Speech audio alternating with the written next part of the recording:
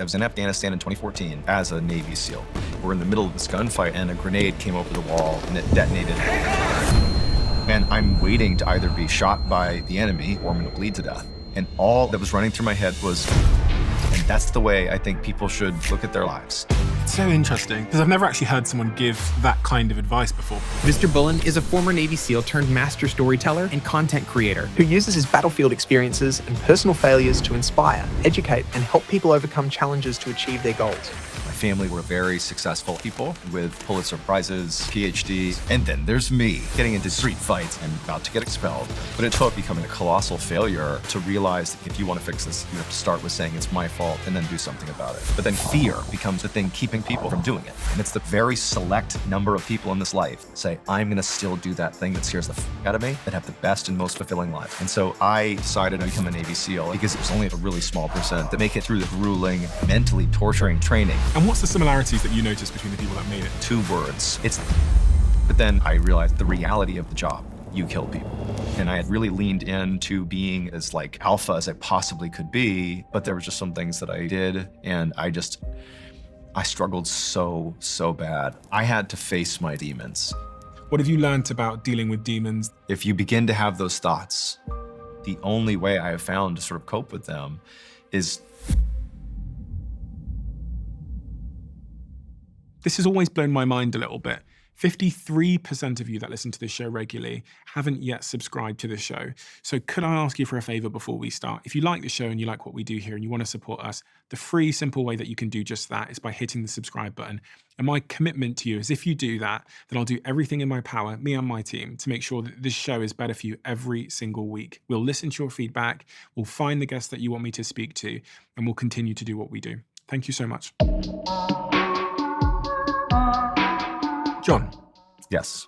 There are clues in your early context that suggest you might have walked the path that you've walked in your life, but there's also clues that suggest you absolutely would never have done what you've done. Yeah. So taking me back to that early context, Yeah. what do I need to know about that environment, the influences of that environment, to understand how you ended up where you are today?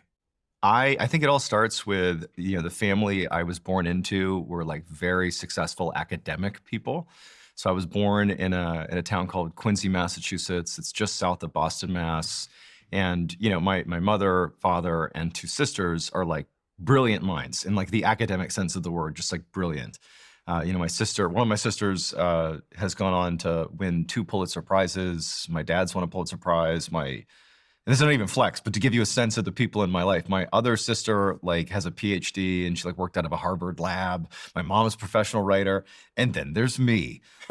When I was growing up, I could have done well in school, but I didn't want to. It was sort of like my form of rebellion was being a bad student willfully. And I would like go out and party with my friends and just was like, trying to be sort of like a bad kid in a way. And also like the town I grew up in was sort of it was not a place where academics really thrived. It's like a really working class, like hard and tough place. I mean, Quincy's becoming much, much nicer, but it was a little bit of a tough place.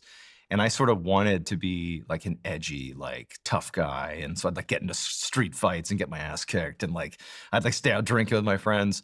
But what it did is it set me up for like colossal failure by the time I got to college. I got into college because my mom, the professional writer, wrote my college essay, and my grades were horrible in high school. In fact, so bad that when I sent off my application, the school got in touch with me, and they were like, hey, your grades are not really what we're looking for, but boy, that essay was so beautiful. We're gonna give you a chance. And so I get into college. I go to the University of Massachusetts out in Western Mass. It's like where a lot of kids, where I was growing up, that's where they went to school. It's a big party school. And I just immediately bombed. First semester, like I got a 1.016 GPA, which it should have been like a 0. I basically didn't go to class. I was involved in this riot. So at some point, our football team, which was a team that no one cared about, even the people who went to the school, we didn't care about it. No offense to the Minutemen. They're very good now, but at the time in 2006, they weren't. They made it to like this conference game or something. This is like not big time D1. This is like D1 AA. So like very high level football, but not going to be on TV or anything. Mm-hmm. And the college, the student body, again, they don't really care about the football team. But for some reason, when they lost this game, it just like instilled this need to riot on campus. And it was like concentrated in this one area of campus where I happened to live. And I like went out there and I was like breaking windows and being this horrible kid. And the security cameras everywhere recording you. And it got to the point where at the end of the semester, there was like this witch hunt to find the people that had been involved in this riot. And there was like the website had posted, the college police website had posted all these images of just faces of people in the crowd that were a part of it. And anybody could anonymously name people if they saw them. And it was like everybody got expelled. And I found pictures of me, and I just got my grades back, 1.016. And at the same time, I'd been telling my brilliant parents, yeah, I'm doing great in school. Things are going really well, getting good grades. And I had to tell them, like, actually, it's the opposite. And I'm probably going to get expelled if I don't withdraw. So my dad comes out to the school and he like sits down with the dean, who also says John has all these violations of living in the dorm, like noise complaints and being a jerk. We're going to kick him out of the dorms. Even if he stays at the school, he has to live off campus. And my mom and dad are like, you're coming home. We're done with this. Like, you're an adult and you can either like live at home and go to school or get a job, but like you're going to be an adult. And so I come home. At what age? I was 18. 18. So I come home and I was living in my mom's basement in Quincy. And I remember the first couple of weeks I was home, I actually felt mad at my parents. Like, how dare they make me withdraw from the school, even though there's all this information that like it's completely my fault. But I had like an epiphany when I was literally in my mom's basement, when I sort of realized like, oh, this is my fault. Like, I have created like a habit pattern and a way of thinking that's put me in my mom's basement with no direction. Like, I've been gifted all these opportunities that I've squandered. And something sort of changed in my head where it was like, I don't want to be a screw up. I don't want to be that. I'm looking at my family members as being so successful. And I just was like, I can't be that. I'm suddenly becoming self-aware that that's the path I'm on. I'm going to be the guy that like floundered everything and didn't amount to anything. And so I just made it simple. I was like, I'm just going to like go to a local school, get good grades, and like graduate from college. That's going to be my focus for now. And I did that. I went to a local school. I got my grades up. I actually transferred back to the school that I withdrew from to finish out my couple of years in college. But it was like a drug, like having a goal that I was working towards, like doing something that was worth my time and like studying hard. I was like struggling with school, but I worked so hard. I was in the library all the time, like feeling, like getting to feel what it feels like to be working towards a goal and achieving it was like really addictive for me. And so by the time I was like in my last year in college, I actually ironically had no clue what I would do post-college. It was sort of like, well, the goal was just to graduate college. I don't really have a clue what's next. And I thought about briefly becoming a lawyer or something because I was studying philosophy and English because I like those two subjects and they sort of fit the mold. But I had always sort of had this calling to serve in the military because some friends of mine in high school went off to serve in the military in 2006, like they went to Iraq and Afghanistan. But I wanted to do something really hard in the military because I needed like a big goal, you know, and it like graduating college was this goal that I had achieved. And I was like, I want to do something hard in the military. And that's when I got turned on to the SEAL teams. And the cool thing about the Navy SEAL teams is virtually anybody can apply to be a SEAL. You know, you have to like have the right physical fitness, you have to be a citizen. There's a few things, but basically anybody can try out. But it's only those who survive the training that become SEALs. And it's a really small percentage of people. And it just really was the thing that was like, wait a minute, if I do that, if I go through like this baptism of going through this rigorous training, I'll become a guy that will no longer be viewed as like the screw up in high school who sort of got it together with college. I'll be able to reinvent myself. I'll be able to serve in the military, which is something I felt the calling to do. It's a career that I can kind of progress into, and it's a big frickin' challenge that's going to require a whole bunch of training and prep before I get to go. And so I kind of just shifted my goal from graduate college to become a Navy SEAL, and everything fell in line. And then naturally after that, I became a YouTuber, which is an even longer story. But basically I became a SEAL, and then I got hurt, medically retired. And then I basically posted something online that went viral. And I love telling stories, as you can see from this long intro. And I just kept telling stories, and now I'm here. So, but it started with like setting a goal and achieving it. And which sounds so basic, but I think a lot of people go through life just sort of doing stuff because because they were told to, or they just sort of fell into it. I found like setting a goal that's really consciously something you care about for whatever reason and working hard to achieve it, it like organizes your whole life. And so my life, starting with coming home from college and being in the basement, has been a series of set a goal and shoot for that goal. And that's all that matters. It's interesting because even before that, there was something that it seemed to happen to you in that basement, which I consider to be the starting place, which is awareness, Yeah. this like self-awareness. And with that self-awareness came responsibility. You said, actually, I need to stop blaming my mum and dad. Yeah. I have a role to play in this. Yeah. And that's really, really hard for a lot It is. I think for everybody to be truly aware of how you might be contributing to the circumstances of your own life. It's a harsh truth when you realize it's your fault, or a big part of it is your fault. But that's what self-awareness is, like taking responsibility for the good and the bad. And what's your relationship been like with responsibility? And like, what's your view on the importance of that broadly? I would say that when I was, pre-basement moment, I was definitely in the mindset of playing the victim. And if something bad happened, it was somebody else's fault and not taking responsibility for anything. I was the guy that would come home from school and I'd tell my mom, like, you wouldn't believe it, we had a test today and Joey got a 50. I got a 65, but Joey got a 50. It's like you're sort of like, that's the way you approach it versus like I failed the test. But when I sort of decided I would graduate college and organize my life around that and then become a SEAL, I realized that it's not enough to simply just say, I'm going to do this thing. Like you need to own like the entire process. And like, for example, in SEAL training, there were a couple moments where like I myself failed miserably, catastrophically at like tests and opportunities to be a leader. And I just like squandered it in a way. So the way SEAL training works is it's very reputational. Like as you go along in training, it's like the closer you get to graduation, the closer you get to being a real SEAL. And so your instructors, those are active duty SEALs, and they're no longer viewing you towards the end of training as being just some like, oh, candidate. Now it's like, you could be my teammate. There's not too many of us. And so it changes from you aren't going to make it to you better do a good job because I might need your help down the line. And I remember in the final part of training, there's this confidence exercise where they basically expose your class to tear gas, which is something that's pretty standard in the military. And the only thing they say is like, this is it's all about mentality here. It's a confidence booster.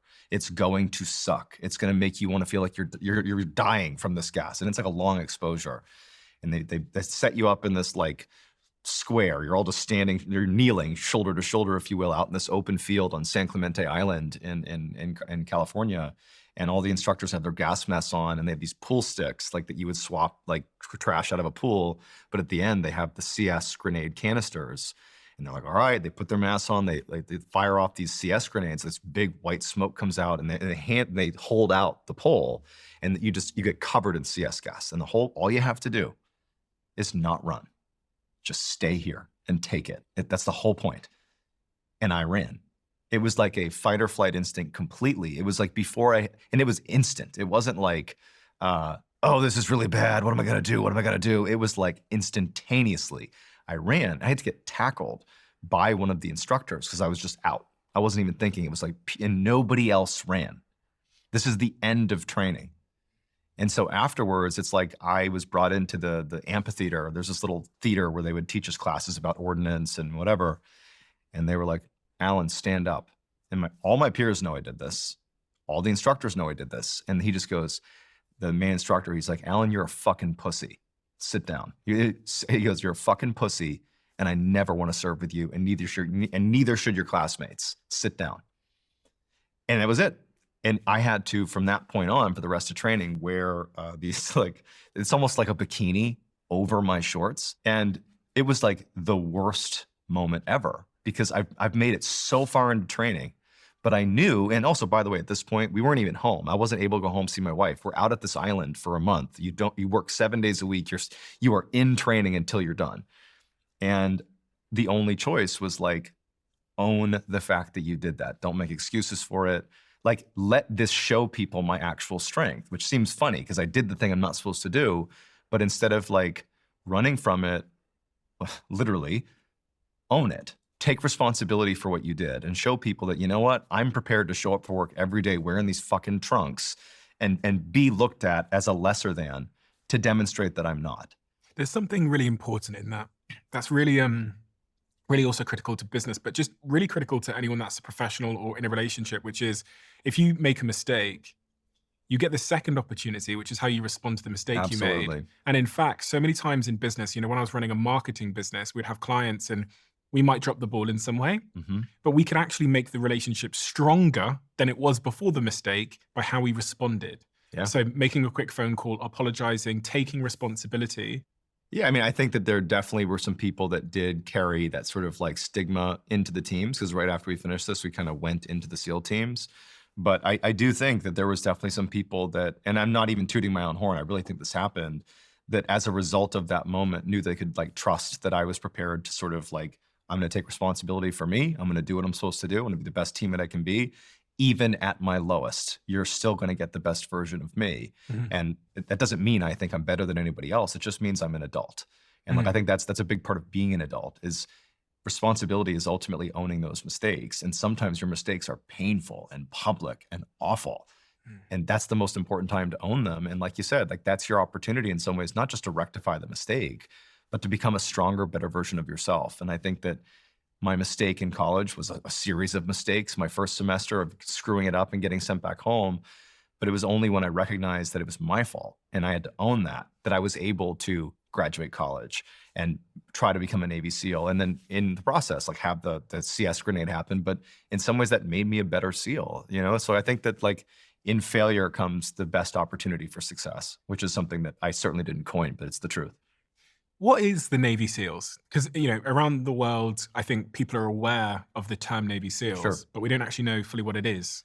Yeah, so every branch of, I think, basically every military in the world, this is a broad generalization, but it's usually the case that virtually every branch of every military has some form of specialized unit that carries out special operations. It's the stuff that, the Call of Duty video games and Modern Warfare, those are based on like the idea of specialized combat units that go out and do these kind of difficult and high stakes missions.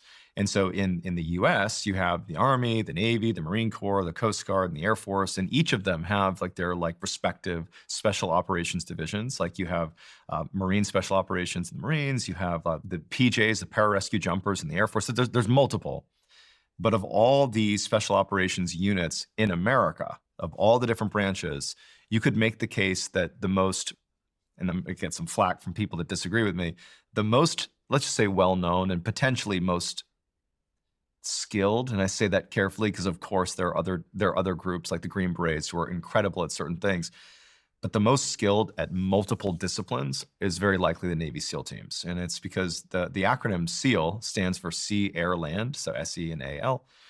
The idea is, even though it's under the Navy, which is sort of like maritime and water, the reality is that the SEAL teams are a special operations group that can insert into virtually any environment, sea, air, or land. They can also use multiple insertion platforms, whether it's diving, jumping, going in on land. It's like a highly versatile special operations group, whereas a lot of the other special operations groups, not just in the United States, but internationally, are kind of specialized in certain geographies. Like you have mountain warfare specialists, you have like the Dutch have this incredible diving unit, but the SEALs are like, we do everything.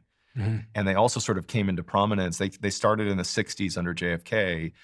They really came into prominence post 9/11 because they were being sent out into the Middle East, which is, it's a landlocked place.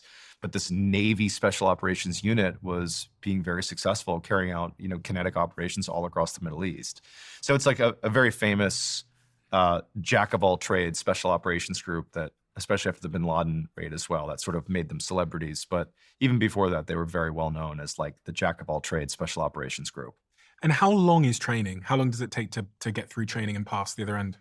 Broadly speaking, I would say it takes about 2 years, but realistically, it takes a little bit longer. So you have, there's two ways to become a SEAL. You either go in as an enlisted person. So there's the enlisted component of the military, which is somebody basically without a college degree who just like raises their hand and just serves. Like that's like the grunts of the world. Those are the enlisted community.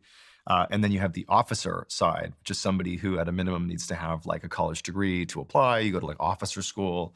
And in the SEAL teams, there's like a tiny, tiny number of officer SEALs and a massive number of enlisted SEALs.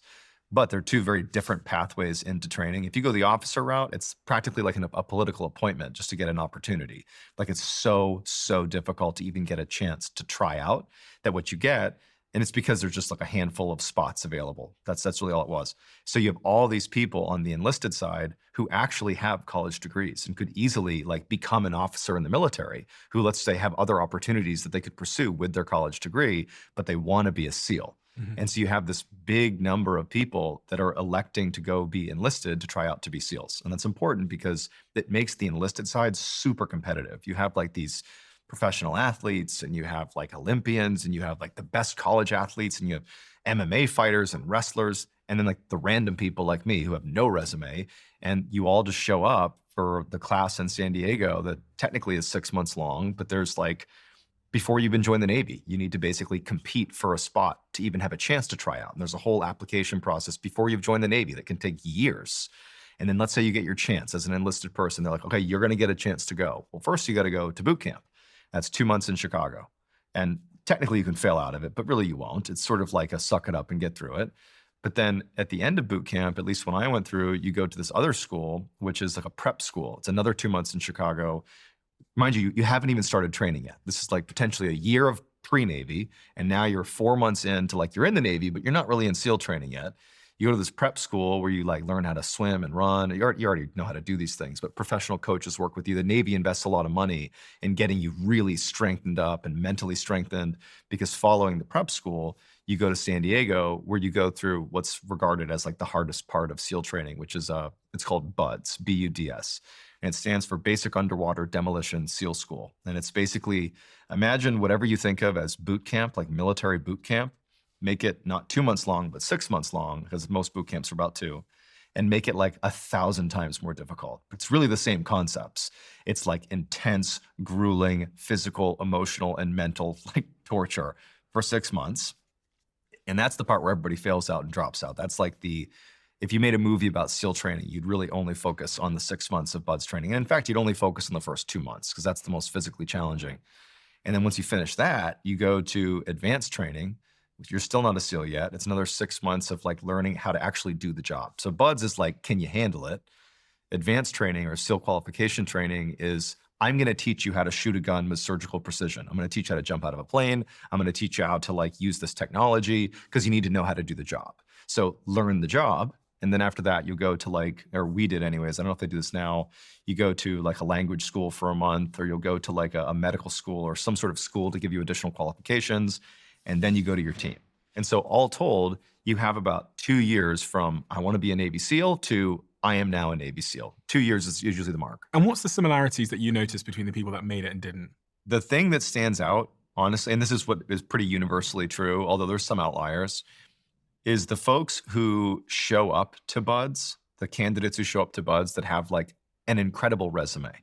There was a guy that showed up to training who literally played for the Arizona Diamondbacks. He's like 6'5", looks just like a god, and he's so humble. Like he's this big, strong, professional baseball player who I actually have a memory specifically of playing with his character in a video game. And like there's other people who are like professional football players and all that. And he washed out so quick. And a lot of the other guys with big resumes, like the sports and big accomplishments, they typically wash out really, really quickly. And it's not because they lack the physical to do it. They don't. They definitely don't.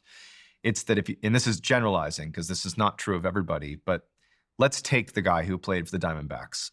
So this person is used to being, generally speaking, the very best person at what they do their whole lives. And it's not because there's anything wrong with them. It's just sort of a truth. That's how you became a professional baseball player. That's how it works. In BUDS, your instructors don't fucking care about who you were. And it's like a point they make. They don't care at all about what you've done before. In fact, if they even suspect that you think you're special because you have some bullet point on your resume, like playing for the Diamondbacks, they will torture you and see if you really got it. They will single you out and specifically make you feel terrible and tell your class to like, look at this guy, he can't even do push-ups. You play for the Diamondbacks, you can't even do push-ups, even though the guy's doing push-ups just fine. But he's like, look, that doesn't even count. That doesn't count. Do another one. Get in the water. Do this. Do that. It's a mind game. But the guys like me, who I went to Buds and I'm like, I literally am a joke compared to the people that are here. I wasn't in great shape relative to my peers. I'm certainly not a professional athlete. The only thing on my resume is, well, I nearly flunked out of college, but then managed to graduate college. That is the extent of my resume. I played a little baseball in high school. And so for me, I have very little to lose. Like, either I'll make it and that'll be amazing and I'll get to do the thing I want to do, or I won't. And people will say, that's about right. The folks that go in that have the resumes on some level, they expect to be really good, even if they're humble. And everybody in their personal lives also expects them to make it through, because who wouldn't? He played for the Diamondbacks. Expectation, It's brutal. And the course is too long to simply gut your way through it. The level of physical discomfort that you experience in Buds is so unbelievably high that it's not, you gotta wanna be here. That's the way they say it. You gotta wanna be here if you wanna make it through. It's, you need to have something to hold on to in your brain that overrides the discomfort. And it can't be, oh, I need to make everybody else happy. I need to live up to expectations. Maybe that's strong enough for you. For most people, it's not. Like, when you are at like your absolute lowest, like, what do you hold on to? And it's, for people like me, it was like, I have to prove myself to myself. I want to prove to myself that I can do this hard thing. Like, it was not even about serving in the military. It was accomplishing this goal because I've set my mind to it, and I want to believe that I'm the guy that can set goals that are hard and achieve them. And so in my worst moments, I would go to that place where I'm like, this is worth it to me. But for other guys, it's not. And so at the end, when you graduate, you look around and it's like a ragtag group of like short, sort of weird looking guys that don't in any way embody like what you would think of as like, I mean, some guys do. Some guys are unbelievable studs, but it's like a ragtag group of guys that just didn't quit. And a lot of it is because they had some sort of chip on their shoulder that internally drove them, and it allowed them to persevere when things got so bad, because things get so bad in Buds. If I were to meet the guy in his mother's basement and then meet the guy who qualified from the SEALs training, in terms of their mentality, like their psychology, how would they be different? What is it that, what evidence does the guy that graduated from SEAL training have that the other guy doesn't have? What is that? What's the difference? I mean, not just to like shamelessly cycle back to this idea of responsibility, but I'm going to do that. When I first got to the basement, I've just arrived, I was really not even able to see what a mess I had made of my life. It wasn't like I knew I had screwed up and was blaming other people. It was more like my default setting was, this is somebody else's fault. Somebody did this to me. Like, I actively remember being furious with my mom and dad for making me withdraw from college when I literally was about to get expelled. I had a terrible GPA. I couldn't afford to live in the dorms. I had shown there was no evidence to suggest I would succeed in college. It wasn't until I was like home in the basement and the sort of like living in my mom's basement with no direction that it just sort of naturally happened. I was like, wait a minute, it's you. It's not them, it's you. And it seems so obvious now, but it took falling to the bottom. And also, by the way, kudos to my mom, because she's a single mom. She didn't give an F. She was not like, don't worry, you'll figure it out. She was like, no, you're gonna get a job, or you're gonna move out or whatever, and you're also gonna pay rent while you're here, and that's it. Like, this is your fault. And at first I'm mad, but it's sort of like it became this arduous thing I had to overcome. So it was like no self-awareness, none, and genuinely blaming the world for my problems, to like probably, if anything, an extreme on the other side, where like, if you haven't already noticed, I'm like talking about the CS gas thing that I mentioned to you earlier. That's something that if that happened to other people, I don't know if they'd talk about it on such a public platform, especially just in the SEAL community. Like, reputation is such a big thing that even talking about things that other people know about, but that cast you in sort of a bad light reputationally, I think people would stay away from saying that, you know, like, but for me, I view it as a strength to highlight not only the things that I'm good at, but the things that I've made a mess of and screwed up, because it shows other people that like, I'm secure. So it's like, ultra self-aware and secure in my image, the opposite as the basement kid. And it took basically falling to the bottom, being home, no new opportunities in front of me. Other people are off at college succeeding, and here I am in my mom's basement. For it to sink in that, like, if you want to fix this, you have to start with saying it's my fault and then do something about it. And it worked. This idea of rock bottom, it's so interesting, and it sounds pretty tragic that sometimes people do need to go to the bottom on their own Yeah. to realize that, as the quote says, the pain of staying the same is greater than the pain of making a change. I never heard that. That's actually a great quote. Like 18 years old, and I was just dropped out of university, and I saw someone on YouTube say the pain of change happens when the pain of staying the same becomes greater than the pain of making a change. And this kind of speaks to why some people, sometimes when you listen to their stories, it wasn't until they hit the basement that they were able to look themselves in the mirror and then take actions in the right direction. But also sometimes when you try and help someone and you prop them up, like if your mother had gone, listen, here's some money, and here's some, you don't have to pay rent. Right. She would be propping you up a little bit and keeping you Enabling away. me. Yeah. I'm trying to think about the kid that's listening to this right now that can relate. Yeah. Or the person in their life, they might be in a job or whatever, that can relate to knowing that there's something not quite right in their life. Yeah. Maybe they're at a point where they can start to look themselves in the mirror and take responsibility. But do they have to go to rock bottom to start to change their life? Well, I think that part of the reason, or I should say, this is more of a general statement that kind of answers this. I, in a way, was fortunate because when I hit rock bottom, I am a person that does not have, what is it called, paralysis by analysis. I'm sort of an impulsive person, for better or worse.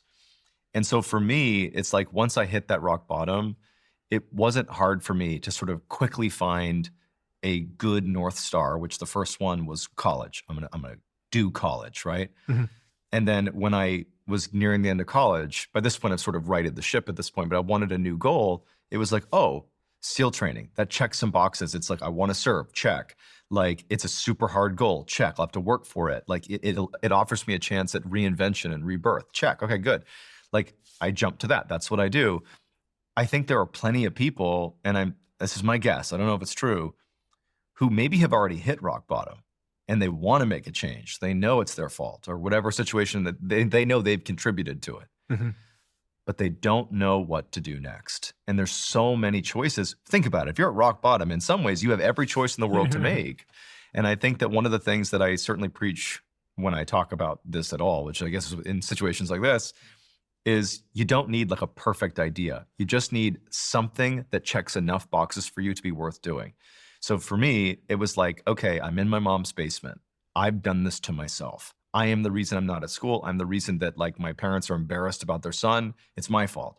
What do I need to do? Okay, well, I should graduate school because that demonstrates that what happened at UMass is fixable. I can graduate school. I can do it. I'm not dumb. I can do that. Okay, fine. Got to go to school. That was it. It's like, it checks a box, so do it. I think it was Jocko Willink that said to me, his friend had called him and was going through a difficult time in his life, divorce, lost his wife, lost his job, etc. And Jocko said something, words to the effect of, when you're lost in like a military context or whatever, you need to start moving. Yes. It doesn't necessarily matter which direction you move in, but you need to start moving in a direction. And I was thinking about that, as you said, about this idea of like paralysis by analysis. People, they might be at rock bottom, but they just don't know what to do. So they're just sat in the same situation. Certainty in that context is sometimes better for people than the uncertainty of what happens if I, what if it's the wrong decision or something? Yeah. I mean, and also you got to figure it's sort of like a self-perpetuating problem too, where if you, let's say you've hit rock bottom, even if you don't know it, and you're like, oh, I want to fix my life. I want to do something with my life. Let's say the kind of generic rock bottom. Well, let's say you get paralysis by analysis and you're not able to sort of like pick a path and you go nowhere. That only reinforces the idea that you screwed up again, but you haven't. There's just too many choices and you're allowing too many factors to be at play here. Jocko, however he said it, is dead on. And there's another way that's talked about in the military, which is an 80% solution now is oftentimes better than a 100% solution tomorrow. And it's all about like speed over certainty. In the military, it applies a lot of times. But that's the way I think people should generally, not always, but generally look at their lives if they haven't quite built anything yet, whether they're at rock bottom or just starting out, like they're young people and or whatever age you're at. If you feel like you need to make a change, like you said, the pain of staying the same is greater than making a change. If you're at that point, you kind of know it. think about what matters to you, whatever it is. Like I like to equate it to when like you're in the shower by yourself and you're just having unfiltered true thoughts. Like ask yourself, what do you really care about? Like honest to God. Like forget what society says you should care about. Let's say you really just want to be famous. And that's the actual core. And you don't even know why, but that's what you want. Well, guess what? Listen to that part of you. It's not vain. It's a thing that matters to you. Similarly, if you're like, I want to be just rich, great. If that's a real motivation for you, like at your core, in the shower, it's just you. If that's really what drives you, great. Those are boxes that must be checked for something to be worth doing. So it's like, have your shower thoughts and be real with yourself. Like, what do you really actually care about? Not what society says, not what you want your family, none of that stuff. For me, honestly, the reason the SEAL thing really I wanted to do it ultimately is I wanted people to say, that's John Allen, the Navy SEAL. Because to me, it was like I had been the black sheep in my family because of me. I had discovered this. But it's like, oh, his sisters have done this. Oh, his dad's done this. His mom's done this. And then there's John. I wanted something that sort of overrode the mediocrity and failure. And I felt like, what better thing? What more honorable thing? And also, I wanted to serve. That's another check. It's a big goal. That's difficult. That's a check. But ultimately, it was like, I want people to know that I became a Navy SEAL. That mattered to me. And you know what? It flies in the face of what Navy SEAL instructors tell you, which is you shouldn't do this because you want to be a Navy SEAL. You should do it because you want to serve the country. And like, that's true. And what else are you going to tell your students? Yeah. But if you really want to be real about it, you got to find your real motivation, and that box must be checked. Must be checked. Yeah. So I pause on the must be checked because once you become the Navy SEAL, Yeah. and everyone's saying that's John Allen, the Navy SEAL, Sure. does your motivation disappear or does it become something else? And I think it's really honest, but also quite unorthodox advice to say, listen, if you're in the shower and you're going, I just want to be rich so I can prove those people Yeah. wrong, or I want to be famous, prove these people wrong. It's unorthodox advice to say to follow that. Yeah. But I have to say, I just completely agree. Yeah. I agree because sometimes you have to have a hypothesis fail you or some kind of idea fail you for you to scratch the itch. And that's why I was focusing on the side of ticking the box. Yeah. It's going to stay there. Yes, it Like, is. I don't know if you can go to therapy or do ayahuasca or something to get rid of that thing. But for me, until you pursue it and have it fail you or succeed, Yep. it's going to stay there.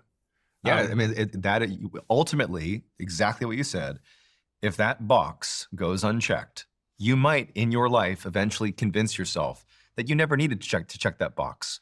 But at some point in your life, when it becomes too late or you're about to die, you're on your deathbed, you will have regret.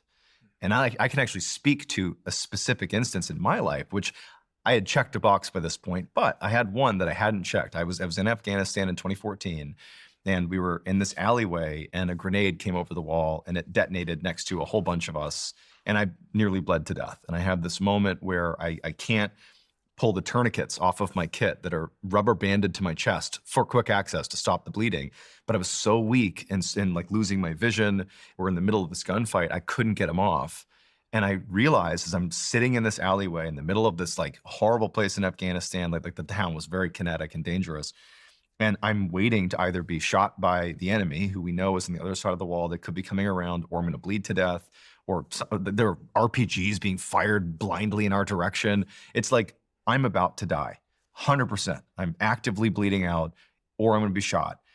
And that was running through my head, there was a couple thoughts. There was one that was kind of funny now, which was, I was like, I wonder if my obituary will say, Jonathan Allen killed in action, or John Allen killed in action.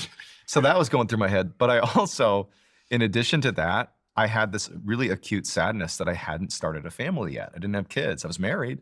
We've been married for several years. And my wife and I, we'd sort of talked about having kids before that deployment. But we were like, oh, we'll have time. And I'm sitting there in this alley bleeding to death or expecting to be shot to death. I'm at the end of my life. And it was like, holy shit, I wish I had a child. Yes, that's horrible for the kid. They lost their dad.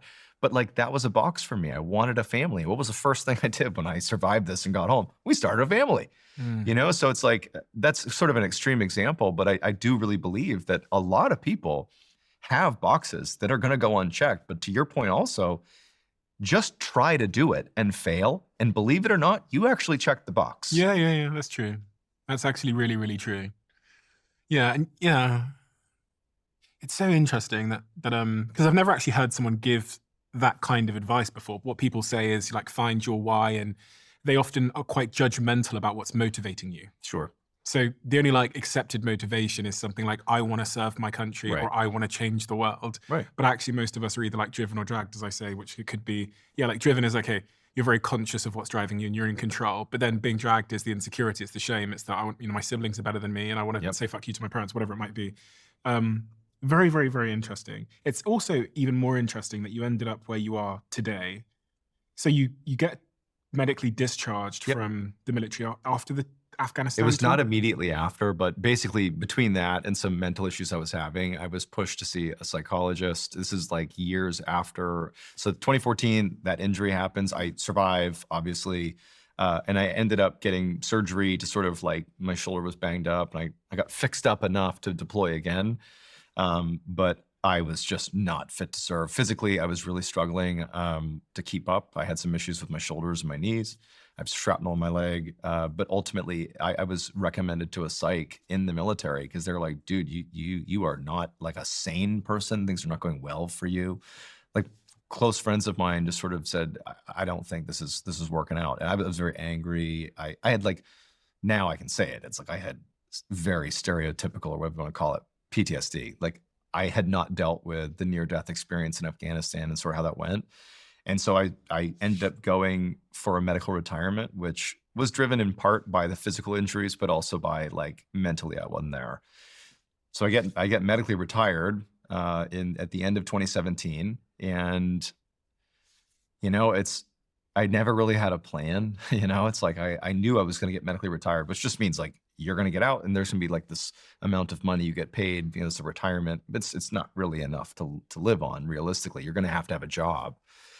And, I basically, I got out at the end of 2017 and I went on LinkedIn and I'm like, I guess that's where you get jobs because that's what I think people do. And I was like on LinkedIn and I wound up randomly connecting with this guy named Jordan Selleck, he was living in New York at the time. He's this former investment banker who it just so happened at the time that I was on LinkedIn doing this like kind of weird job search, that his best friend was a transitioning fighter pilot. Like he was leaving the military, going to the private sector, was struggling with the transition, which is very common in the military, making that jump to the civilian world.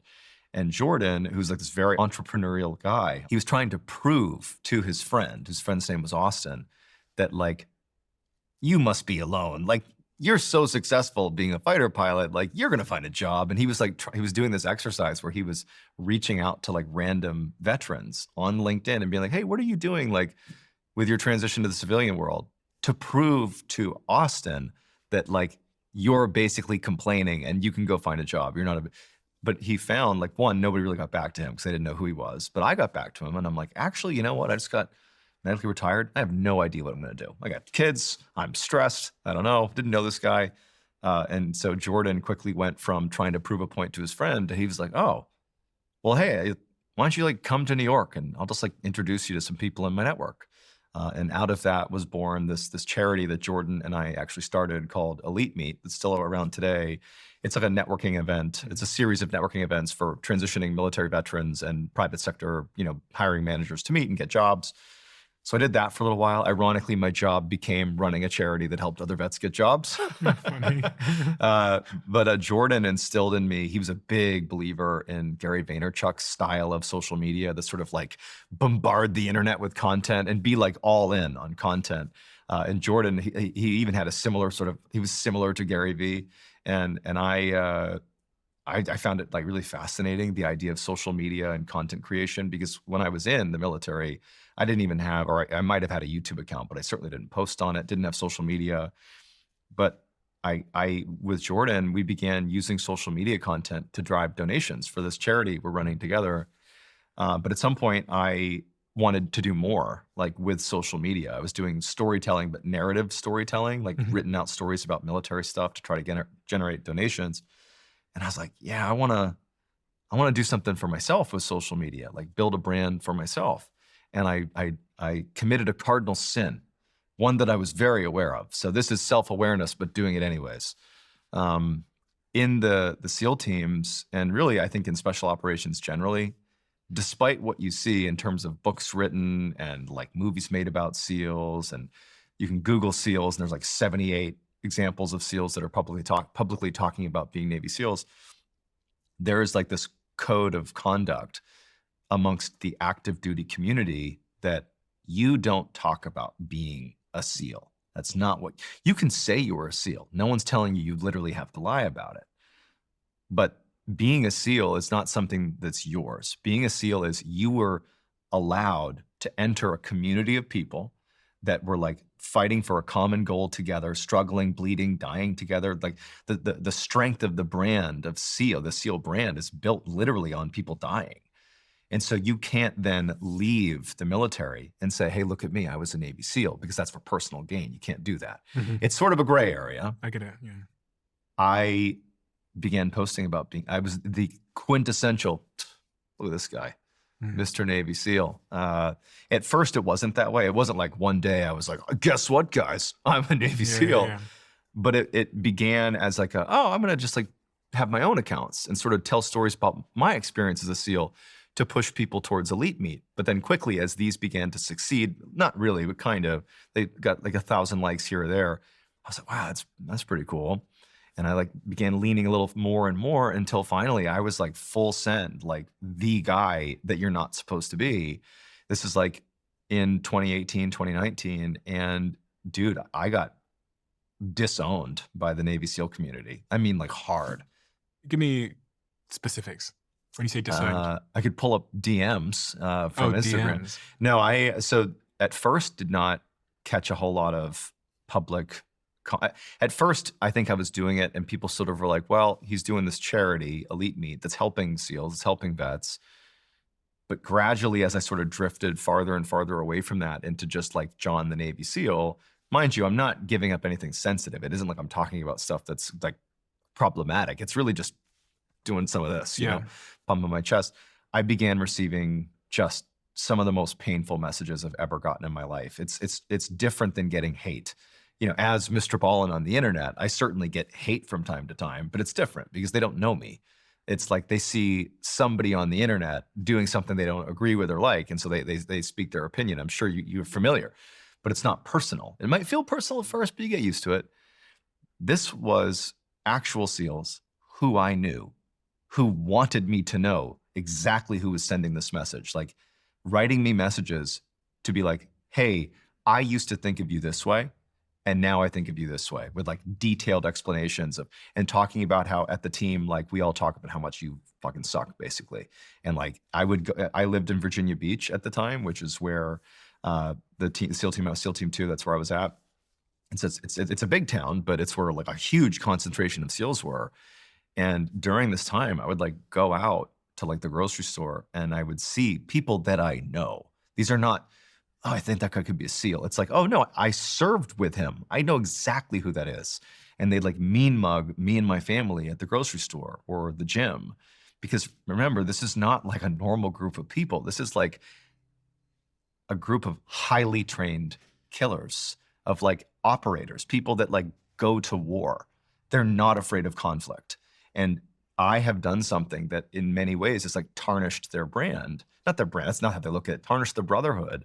It's like I'm being selfish. And I was reviled. They hated me. I got regularly 2 to 3 messages, email, Instagram, wherever. I get phone calls, voice messages of people leaving me just the most deep cutting, personal, like, this is how I know you. And this is what's being said about you, and this is how I feel about you. It was horrible. But luckily, I had already had the experience in my life, the CS gas thing, the coming home from college thing, of fairly quickly realizing that no matter how I justify this, no matter how I justify why I drifted into this arena, ultimately, I knew what was going on. I knew the line, and I knew when I crossed the line of being, no matter what the public thinks about SEAL content that you see on the internet, I knew amongst the huge majority of people that will never be public about their service, the active duty guys and the retired guys, I had crossed the line for them. And I was not dumb. I would have been just as upset if I was them, still active, looking at a guy like me.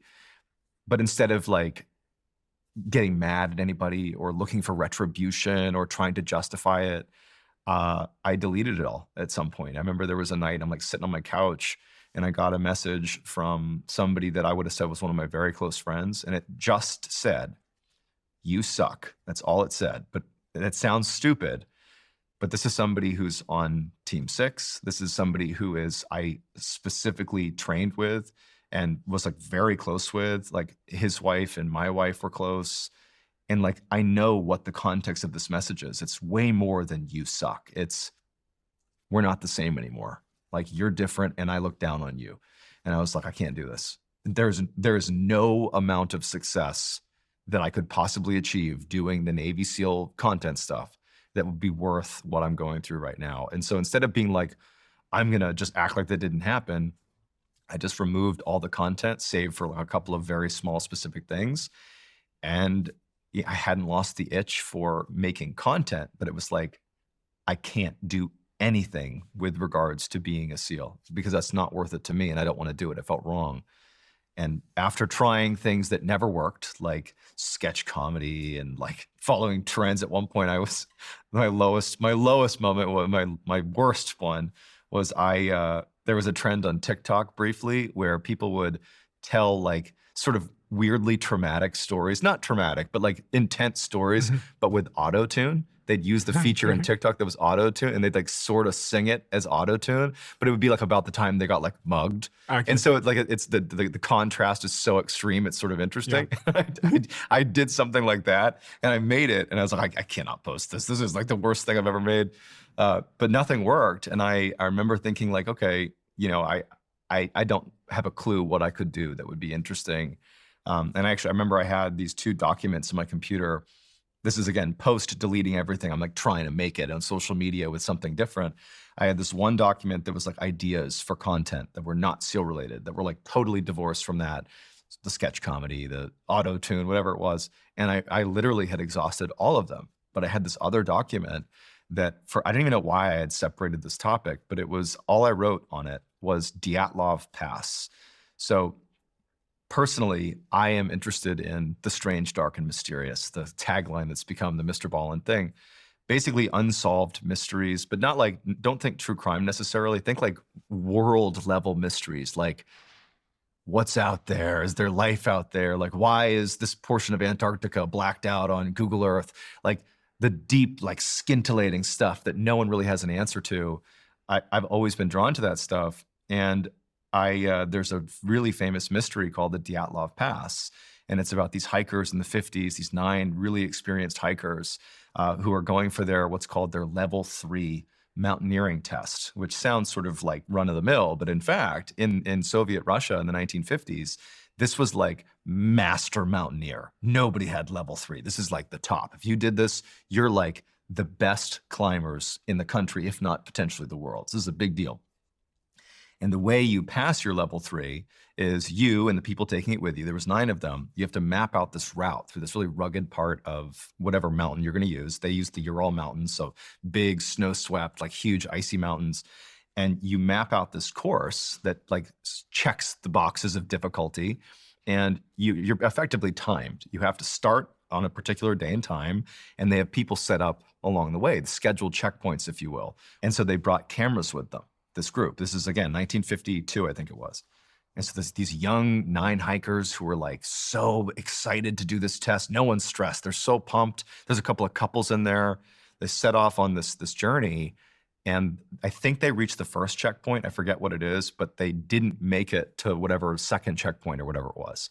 And there was a protocol for the people who were sort of sponsoring this test, that were part of the checkpoints, that knew this. They knew what was going on, where if they missed a checkpoint, there's like this big search that goes out to make sure they're okay. Even though there's some expectation that they might not make a checkpoint by like a day, because it's a difficult test. But the protocol is like really extreme. As soon as they go missing, it's like the army gets involved and they go and follow the route to find the hikers. So they miss the checkpoint, this protocol is enacted, and not only are there pictures that we will get from the hikers, but there was cameras that came with the search crew. They follow the trail that they're supposed to be on. This is, again, there's no trees. It's just like the tundra. It's like ice and snow and mountains. And they come across this mountain off in the distance, and they see on the windswept side of the mountain, basically halfway up, are these tents that are just these like canvas tents. You barely see them, but they're situated right in the middle of the slope, which is like strategically one of the worst places you can place these tents. So immediately they're thinking, one, it has to be the hikers, because who else is out here right now? But two, why in the world would these incredibly talented hikers or mountaineers, why would they ever pitch their tent there? This is the most hazardous part. The wind can whip you off. You either go to the top and over, or you stay to the bottom. Let's say you begun hiking up that mountain, you get halfway and you're like, I can't make it. You better go back down and make your camp down there. So they see these tents, they're in the wrong spot. They go up to the tents and the hikers aren't there. They're not in there. There's pictures of this too.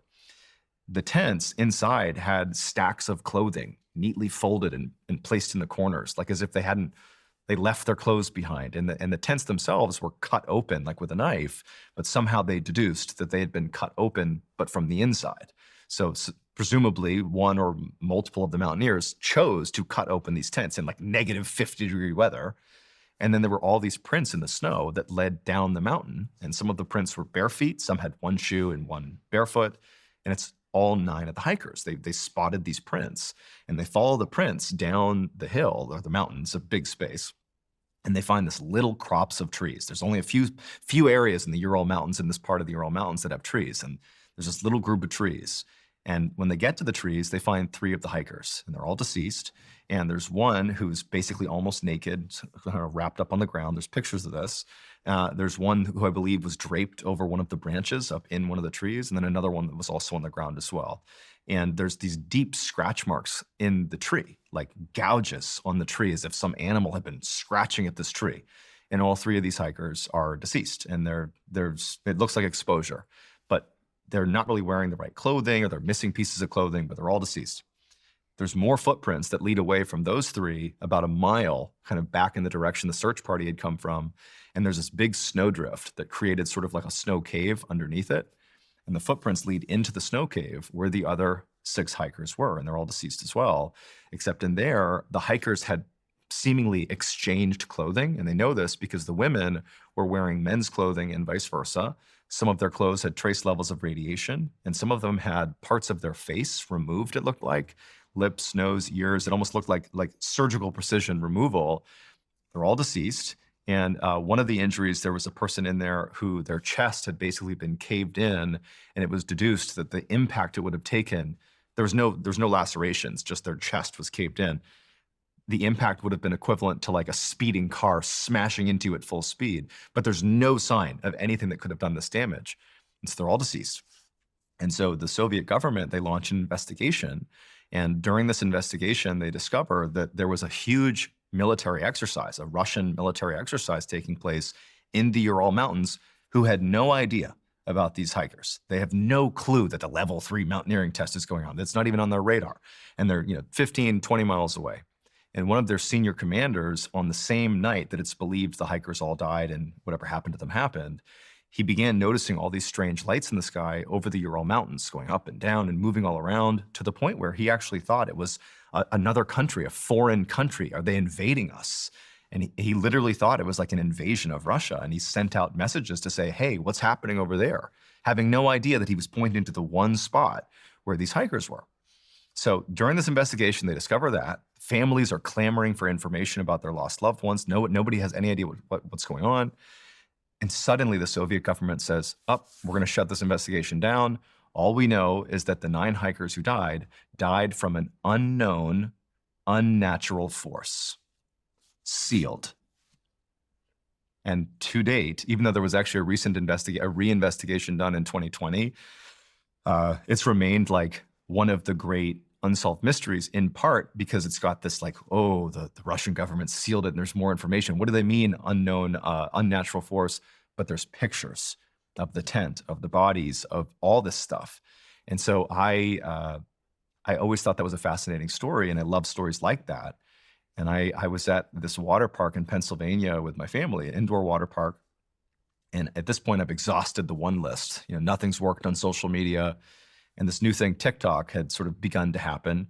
I didn't really even know what it was, but I was like, maybe I'll try posting on there, you know, because it's a new platform. Maybe that'll work. And I was like, but I bet I want to try something else, you know, because these ideas haven't worked. And so, like, in my hotel room, I tell my wife and 3 kids, like, go down the water park. I'll meet you down there in a minute. And I just pull out the phone and I do a 60-second rendition of that. And I was like, hey, you know, at the end of this, you're going to Google 2 words. And I tell this brief story about this crazy mystery. And I'm like, that's called the Dyatlov Pass mystery. That's the name of the pass they were in when they were found. And I post this video to my account that has no followers. It's like the MrBallen account. There's a story behind that, but it's a nothing account. Post it, and really no expectation that this is going to amount to anything. I leave my phone in the room because I'm going down to the water park. I can't waterproof my phone. I'll be with my kids. And when I came back up a few hours later and I picked up my phone, I couldn't even get it to turn on. Like, it was like, I was like, oh, is it on? Is the power dead?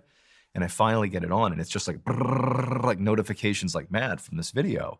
There's over 5 million views on this video. Mind you, everything I've ever posted collectively has maybe been like 100,000 views.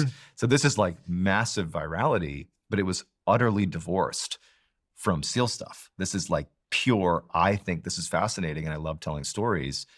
And that wasn't like, oh boy, here's a business opportunity.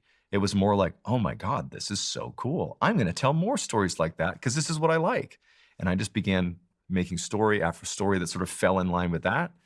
And it happened to fall at literally the start of the pandemic. So it's like suddenly everybody is not only on their phones, but they're on TikTok.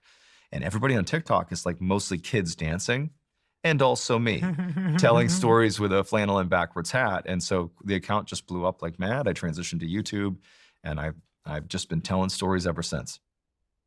So first and foremost, I have to ask, what do you think happened to those hikers? If you Man, had to I don't guess. know. I don't know. So they reopened the investigation, like I said, in 2020. I don't claim this to be true, but I think it might have been in part because of the virality of that video. Suddenly there's this newfound interest of people Googling the Dyatlov Pass. And they concluded that there was an ice slab that broke off and killed them. But it's like, how does that account for like the clothes being exchanged, the potential radioactive nature of their clothes, like what the military guy saw with the lights? There's too many things that don't get explained. It is true that like when you become hypothermic, when you become truly hypothermic and you're nearing like the end, basically, you're about to die from exposure, you become warm to the point where you're hot. You actually take your clothes off. Really? Yeah, that's a well-documented thing. So you could say, okay, so they've pitched a terrible place on the mountain. They're being exposed to the elements. They're basically freezing. Maybe as skilled as they weren't really prepared for the weather, and so they became hypothermic. And let's say maybe an avalanche or an ice slab did come down, and maybe they got hit by the ice slab, and now they're hypothermic. They're taking their clothes off. But it's like, okay, what are all the marks in the tree? You know, why are their clothes radioactive?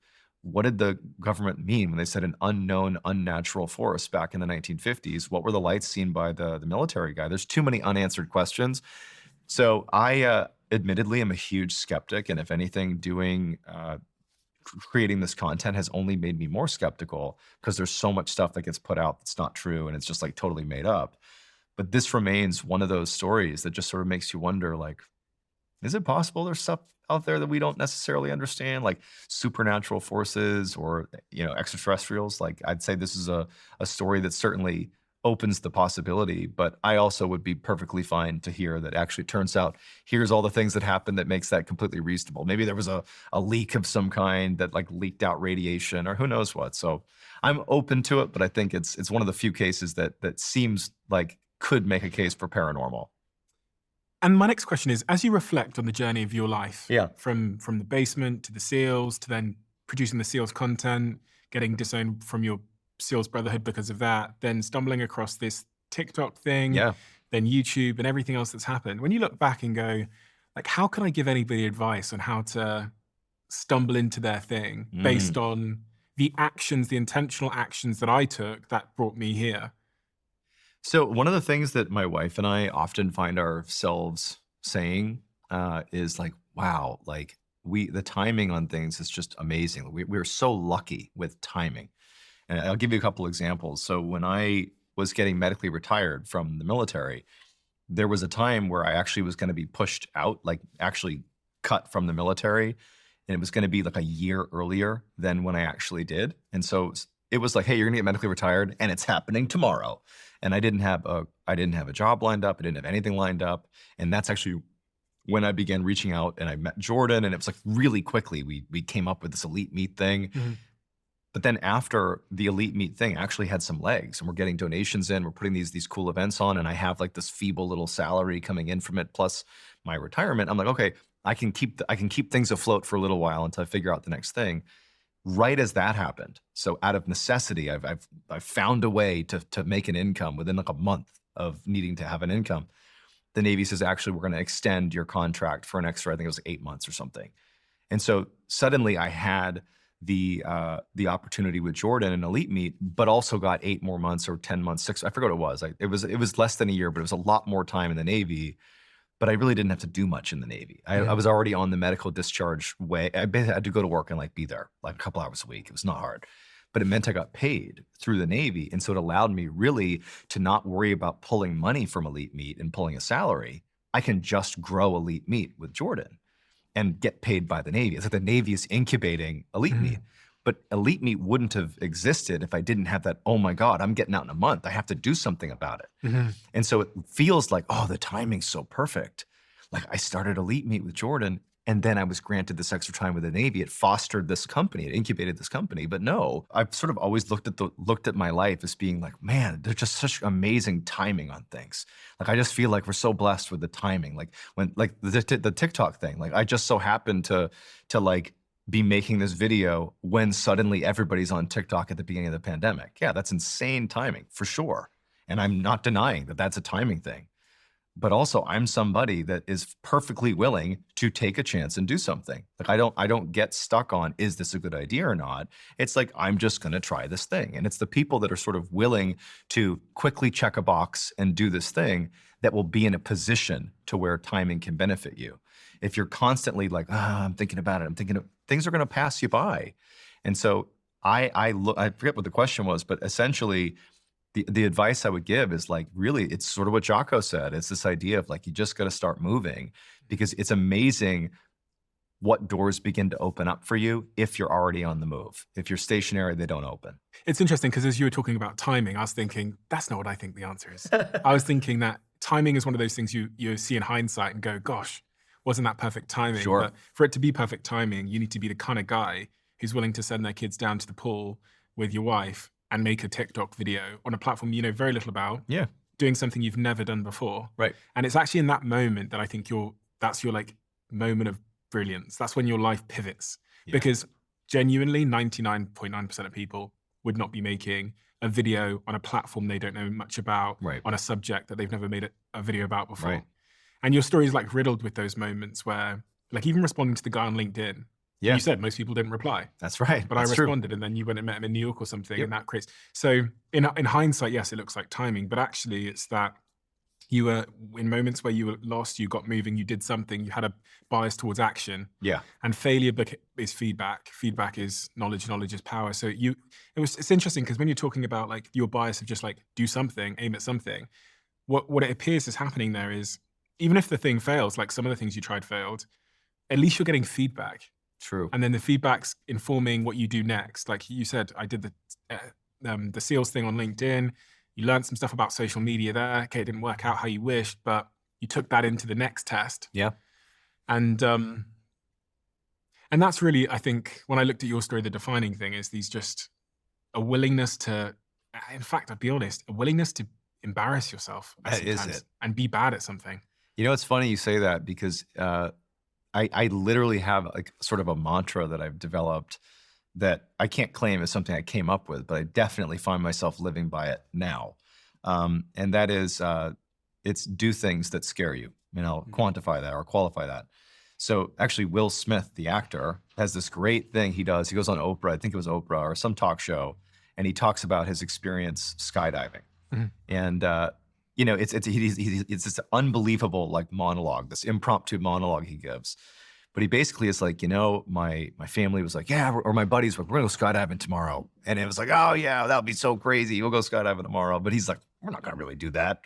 And then it's like the next morning we get up and he's like, yeah, let's go get breakfast, guys. We're like, no, we're gonna go skydiving. Like, let's go skydiving. And he's like, wait, we're really doing that? And they're like, yeah. And he's like, oh my God, like, I don't want to go skydiving. I thought we were just like saying it last night. And he winds up, going with his buddies to the actual, airfield. And they're like signing the paperwork. And he's like, guys, are we really doing this? I don't want to do this. Like, oh, come on, it's not so bad. And so before long, he's like in the plane, up in the air, attached to the instructor. And he's like, they open the door up and they're like, all right, it's your turn. And he's like, I'm sitting on the edge and I'm having like this full-blown crisis. Like, I don't want to jump. I'm terrified of jumping. And the instructor is like, all right, Will, we're gonna go on 3. 1, jumps. Really? And he was like, the second I left the plane, the fear was gone. Yeah. And it was just this exhilarating experience of soaring through the air, of skydiving. And he was like, when I landed, he's like, I suddenly understood that there's always been this aspect in my life that I've sort of seen in other ways in my life, but it's the best things in life. This is Will Smith, not me. The best things in life are on the other side of fear. Mm-hmm. And so what I've taken that as, becoming a Navy SEAL, for example, when I decided to do it, like there's a huge amount of fear and not so much fear of failure. It's like, it's fear of like not stacking up. Like when I got there, like I was so intimidated by the people around me, but I knew if I could just like not let the fear overwhelm me, that the reward on the back end would be so high, or even take, I just did we did a live tour with 15 shows. I actually am terrified of public speaking. I've had instances in my life where I have frozen up publicly giving a speech and literally had to put the microphone down and leave. I've had that experience and I'm volunteering to do a tour with thousands of people, but it's the way I look at it is like the things that you don't want to do, you'll be indifferent to. The things that you do want to do, you'll typically have if it's a big enough thing, the best things in life, so to speak, you will have some element of a fear response to it. Now, of course, if you're scared to go down in the basement because you hear an intruder breaking in, listen to yourself, don't go down in the basement. But when it comes to like goal setting, kind of going back to that idea of shower thoughts, right? Everybody has something that they just really want to do. And it's not even necessarily motivated by one particular thing. Maybe it's some action they want to take. Maybe it's talking to a friend that they've blown off for 10 years or it's public speaking or whatever it is. But they know, even if they don't admit to it, deep down they know fear is the thing keeping them from doing it. It's fear of embarrassment. It's fear of failure. It's a fear of all the things that make us human. It's the very select number of people in this life that are still able to say, I'm going to still do that thing that scares the fuck out of me, that have the best and most fulfilling lives. Not always, but they often do. And like, that's why we look at like Will Smith, for example. That dude, very likely, just because I'm referencing him, he's probably had to do things that were so uncomfortable in his life. To be an actor at his level is like, hey, perform in front of everybody right now and don't screw it up. It's like pressure and performance. It's like that dude has faced fears his whole life. Yeah, he's using skydiving as an example, but his life is very likely a product of a guy who faces fears. But it's the fear knowing that if I do this, there's something big on the other side. And so I preach to my children and I try to live this idea of do things that scare you. And literally the live tour that we just did was it. I was having like an existential crisis before we began, but the second I took the stage, it was like, oh, this is great. So it goes back to what you were saying about when Will jumped out of the plane. Yeah. All the fear was there before he jumped. Oh, yes. And just like you walking out on that stage, the fear, you're tormented before. Oh, yes. I always find before significantly harder in every way. Oh, yeah. Before everything that I've done in my life is the worst part. Once you get into it, you're confronting reality, which isn't always as bad. But yes. Before is horrible. And also when you were talking, I was thinking, it's really, either way you're making a decision in those moments. Like when you were thinking about your live tour, the decision is, do I accept the unchecked box? Or do I accept this mental torment that I'm going to inflict upon myself? That's very true. And I think, when they talk to people on their deathbeds and stuff, the worst thing is the unchecked box, not It's got to be. Not that I walked out and put the mic down and walked off. Yeah, like I look back at the fact that I was in San Francisco at a dinner where I literally froze and put the mic down and walked off. I looked at that as a catalyst for why I was so scared to do public speaking this time. And it ultimately pushed me to do it. I don't regret San Francisco.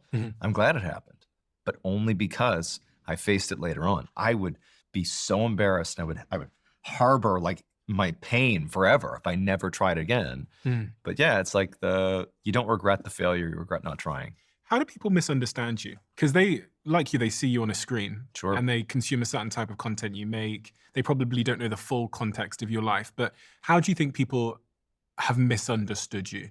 Oh, good question. I would say, and this is not even to try to curry, favor with my, former SEAL brethren, but I think that even when I was posting, and this is really just specifically to the people that really disown me, who still very likely do, my intention when I was posting the SEAL stuff before MrBallen thing happened, it was never like, I'm so great. It was more like, I want to do something with my life. And this feels like an opportunity. And I know it's sort of like questionable, but when you're no longer in that insulated team room, when you're in the wolf pack, so to speak, it's easy to view the rest of your life as being, oh, I've become a SEAL. I can do anything I want. But like when you're cast out or when you leave and you're by yourself and you got to like figure out your new life, it's really difficult to imagine how you're going to do that without leveraging, the biggest thing you've ever done. And so I think that the one definite specific thing is I never made that content because I literally believed I'm this special guy and like everybody better look at me as like Mr. Navy SEAL. I was very aware of the fact that I was a junior SEAL relative to the other people that had served, and like my experience was minimal compared to others. So I think that some people think that I actually somehow believe that I'm a superhero, and I didn't then, and I don't now. Uh, I'd say now, sort of the MrBallen side of things, there's like a practical thing, which is as the sort of MrBallen thing has grown to where it is now, to where it's like it's a pretty recognizable thing in the genre of the strange, dark, and mysterious. It's been really, really challenging for me personally to balance my life with my wife and my 3 kids who I adore, and sort of like, responsibilities with content. I mean, we have a recording schedule. We have things that I sort of have pledged to do. And as you know, with content creation, there's not really an end. You just sort of keep doing it. I think that by no means am I saying like, oh, this job is so hard, people better sympathize with me. Hardly. Like, I understand the privilege. But at the same time, like, I started making content and it was like an outpouring of content constantly. I was making 5 videos a week sometimes that are like 25 minutes each by myself, like shooting it, editing it, everything. It was like, it would take me about 26 hours or so per video over 7 days. So it's like, I really wasn't sleeping. I became like a raging alcoholic. I became like horribly overweight because it was like everything got pushed aside to make videos. And then as I realized that like doing content at that fervorish rate was really taking a toll on my physical health, my mental health, and definitely my relationship with my wife and kids, I began to sort of make an exchange. It was like, I'm going to do less content for more time with my family. And loads of people got that. It isn't like the masses were like, dude, you're a jerk. But I think what's happened now, and it's sort of a product of success, is we've reached a point, not just me, but like we have a team that's pretty sizable. We have an amazing studio. We have publishing division. We have this, we have that. Like, we've reached a point where I think people view me as like this corporate guy out to get money. When in reality, like you were talking before the show, like you're like, it's weird people say you're so successful when I don't even know what I'm doing. Like, I'm still very much the guy that randomly made a video that went viral on TikTok. And so one of the harder things for me has been, as the audience grows, which I'm happy for, it's like you really have to understand that there are people that don't like me anymore, like have taken an issue with me. And it's always this idea that like I'm somehow like this money grubbing, like corporate guy that is only in it to make money. When in reality, like, as you've probably seen with this interview, dude, my default is I love telling stories. I love this genre, always have. And like, I kind of like being my own boss to a degree. So it's like, it checks a lot of boxes for me. Do you ever worry that you've got your priorities wrong? Well, when I say that, I really mean, because when you're a content creator, like we both are, Yeah. like you say, you're constant. It's constant. It's constant. It's constant. And there's no light at the end of the tunnel in terms of, there's not like you get off this train at some point. If you get off, you fail. Effectively. That is how it works. So how do you think? Because if I said to you, you're going to be doing this forever, like you're going to be doing what you do now for the next 30 years.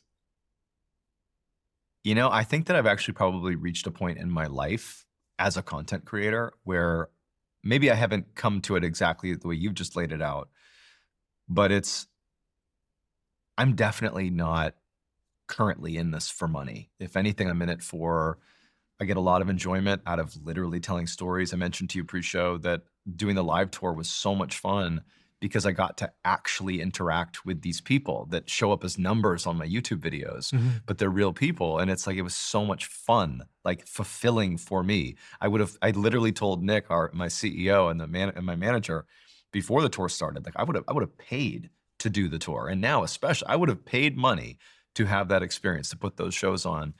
But yeah, like looking ahead, it's like I've sort of reached a point which is like I was never really in this for fame or money, or I definitely was in it for like the idea of being successful, no doubt. I want to be successful, and things come with that are in the money and fame and all that. But like I ultimately I'm a guy that just like tries new stuff. I've done lots of new things. I sort of reinvented myself several times over, but I do really well when I just sort of have a new goal. And I thrive in that environment. And like for me, like when the MrBallen thing started, it was not how much money can we make or how successful or how big of a business can we make. It was like, can I make another video that people like? Can I keep doing that? And that became the goal. Can I repeat interest in the videos? Could you see yourself ever stopping?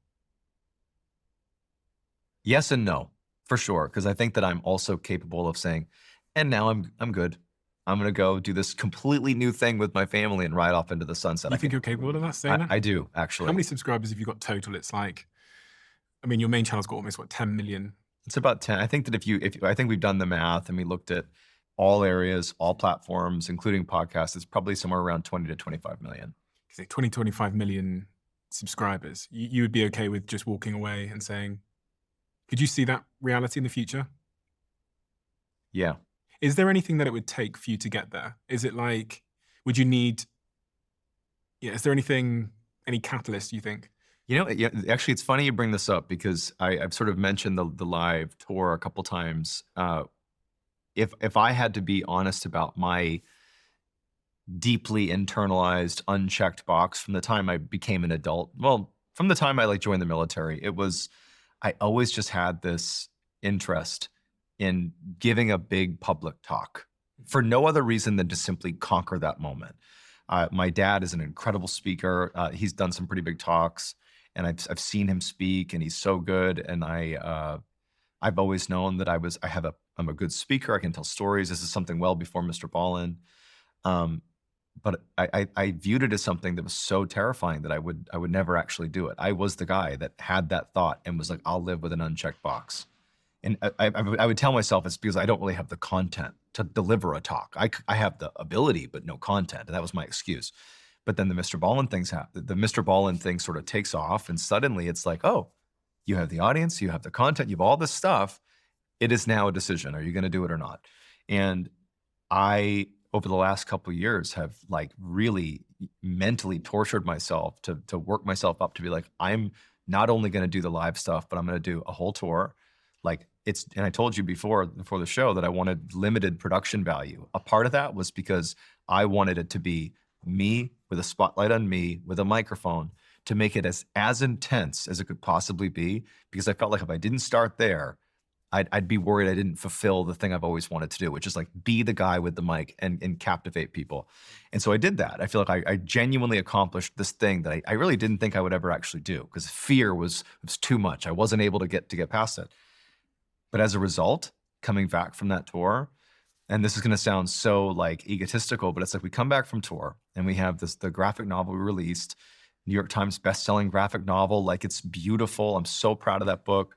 The tour was like statistically, financially, whatever you want to call it, huge success. The YouTube channel, the podcast, everything's going great. But I suddenly had no more genuinely deep-seated, unchecked boxes. I don't. The only thing I have is like a real desire to be a good dad, but there's not a specific way to quantify that. Like, but by doing the live thing, which was so in the back of my mind, now that it's been checked, I could do 50 more live tours and it would never be the same as the first one.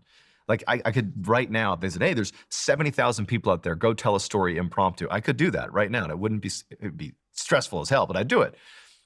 I don't have, and this is again not meant to be egotistical, I don't have a goal anymore. I've now reached a point where in the only other thing that I wanted to do was pitch for the Boston Red Sox. And I think that ship has sailed. That'd be the one thing I'm not gonna be able to do. But I don't really have like the big audacious goal. I'm sure I'll find one. And I'm looking for one. But I've sort of reached a point where like I adore the storytelling aspect of storytelling. I just do. I'm doing it right now. But I also adore my family and my kids, and I want to have a full life there. And by the way, I definitely have a good balance right now. But to your point, could I do this for 30 more years? The answer is no. I could do this for a time, and I'll put all of my energy into it. And when people hear, my fans, when I say like, I genuinely care about what you think, I'm in the comments, I read Reddit, I read painful things on Reddit, I read all this stuff. It's because I genuinely care, because this was never about building a business. That's a product of the thing that I love to do. It's a product of telling stories and loving to do that. But yeah, I don't have the deep unchecked box. And I hope to find one, but right now it's like, I feel like I'm just sort of doing stuff, and I need to find the thing, and I don't have it. I'm so fortunate, so blessed, and I love my life. I love that, but I've done the box checking, and I don't know what's next. Everybody needs an unchecked box, don't they? I feel like you do. It keeps you moving, keeps you like thinking about that. It's like Purpose and meaning, isn't it? It's like there was that horrible disaster with the little submarine that imploded. Horrible thing. And I was reading about it, and like the people that go on these deep sea excursions are typically like billionaires. It's people that literally have every resource known to man. You can do basically anything you want within reason. And it's like they can't figure out what to do now, because everything, like to us, if it's like, hey, do you want to go buy $100 million yacht today? Like, we can't do that. Like, I can't go buy 100. Maybe you can. I can't buy $100 million yacht. But it's like, imagine it's very difficult to do this. I'm sure billionaires could tell us, if you could buy anything, it's like suddenly everything loses its value. At least the things you can buy. It's only valuable to us because we can't have it. You know, it's like, I can get this nice of a car, but I know I can't get a McLaren. Yeah. But that's what makes this one special, because I can't afford this one.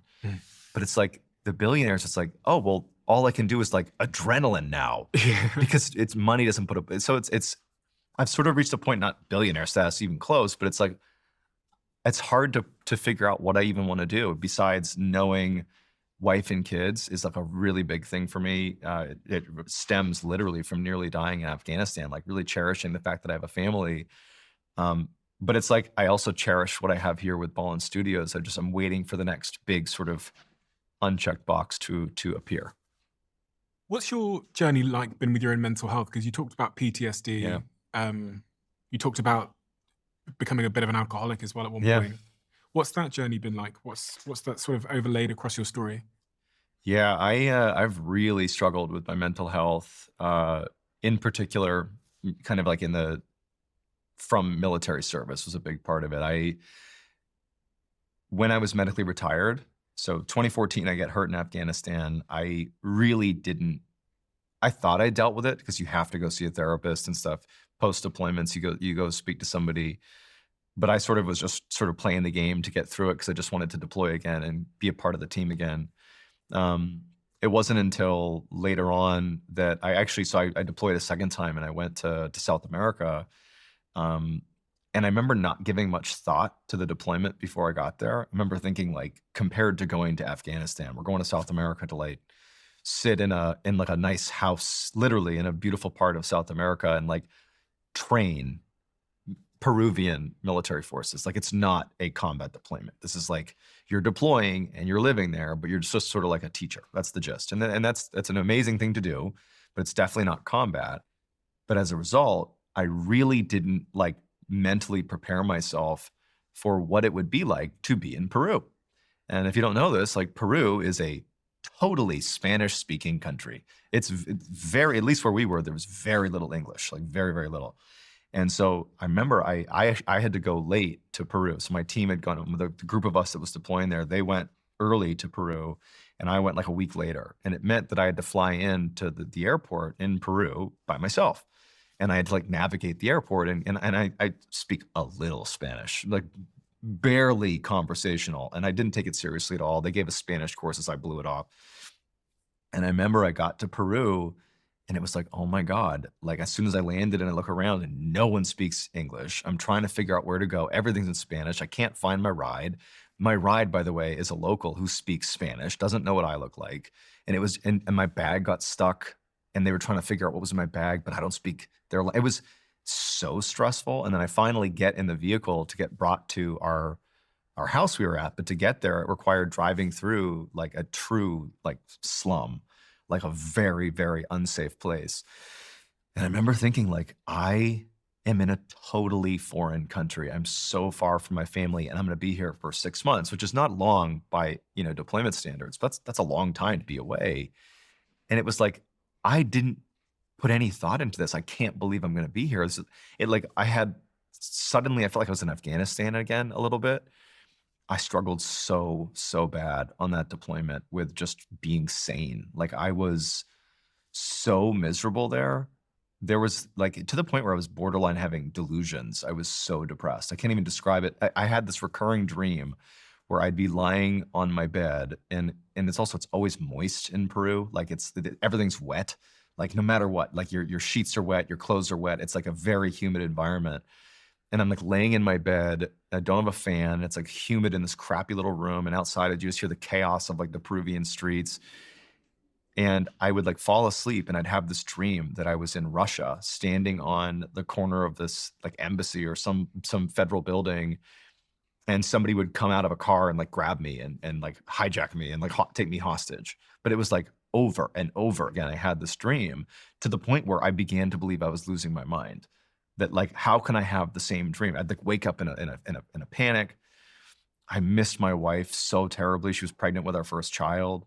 It was awful. It was like the worst time of my life. And it's hard to even now to put it into words. It was just like I had bordering on like a mental collapse. And it was in part because I just didn't appreciate the fact that like you're going to another part of the world where everything is different. And I also sort of began to confront, I guess, my demons from the deployment to Afghanistan. There was just some things that I did that were not necessarily wrong or like illegal at all, but just like it's war and war is like this horrible thing. And seeing it up close, man, it's rough, And at the time you're so conditioned to not only see war and be okay with it, but to practically revel in it. Because how else do you get young men to keep going to war and keep fighting and dying? You need men and women. But it was like it was like I had like a breakdown, like a mental sort of questioning, why am I in the military?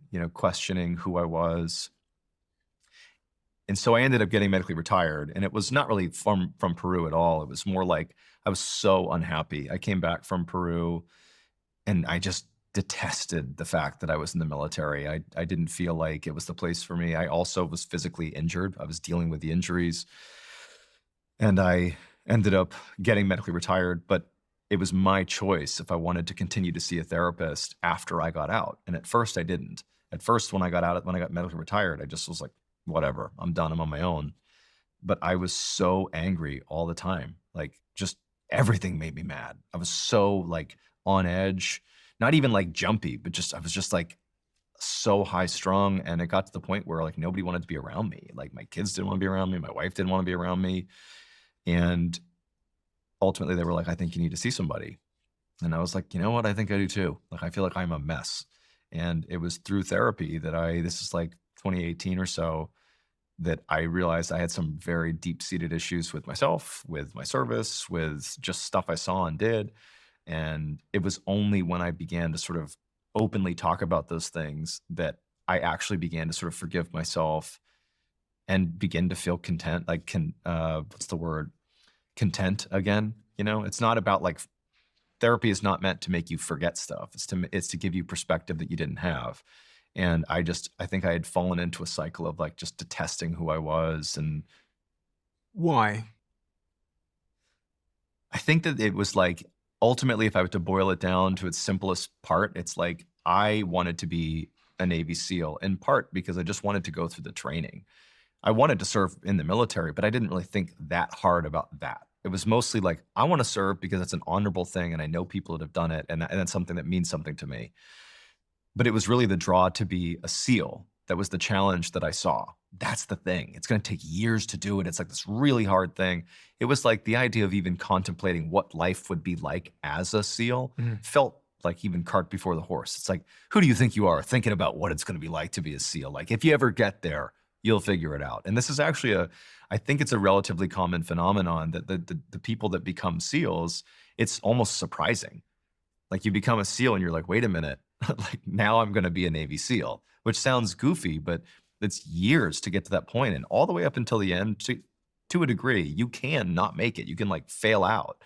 And so you finally become a SEAL and you realize like the reality of the job. And I say this not because I have deep exposure to this, but because it's just true, which is, in this job, people die and you kill people. Like, that's kind of the gist of the job. There's way more to it than that, but it's like that's the job, guys. Like, why do you think they make video games and movies about it? And I think that there's a mental conditioning to being able to do that job that comes from training. And frankly, it's a remarkable thing that they're able to create this system that creates really capable warfighters, because that's how you protect your country. That's how you go out and do what you got to do. But when you come out of that, when you sort of, what's the word? It's almost like it's like you enter this matrix of thinking when you go through training, and you become like willing and able to fight wars, basically. But when you begin to fracture and you begin to sort of realize that you want to do something else with your life, you have to like kind of come to terms with what you have been doing and the way you've been thinking about it. You begin to view who you were as a SEAL as a person you don't, for me only, I was not proud of the person I had become. I had sort of really leaned into being as aggressive and as like, like alpha as I possibly could be, not with my teammates, but just in doing the job, that I had sort of drifted down a path that I wasn't very proud of. And I think that realizing that this wasn't a fit for me, like being in the SEALs, even though I got medically retired, I think I realized it wasn't a fit for me, and I would have gotten out whether or not I was medically retired. It was really difficult to cope with that loss of identity. You still have those demons.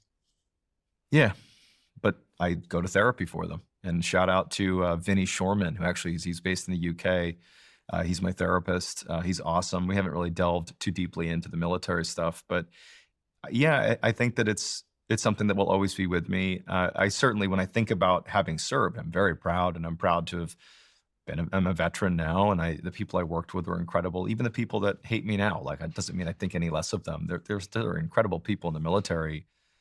I think that I just sort of, it wasn't a fit for me. It was like I thought the military was, but it was the SEAL thing that drew me in.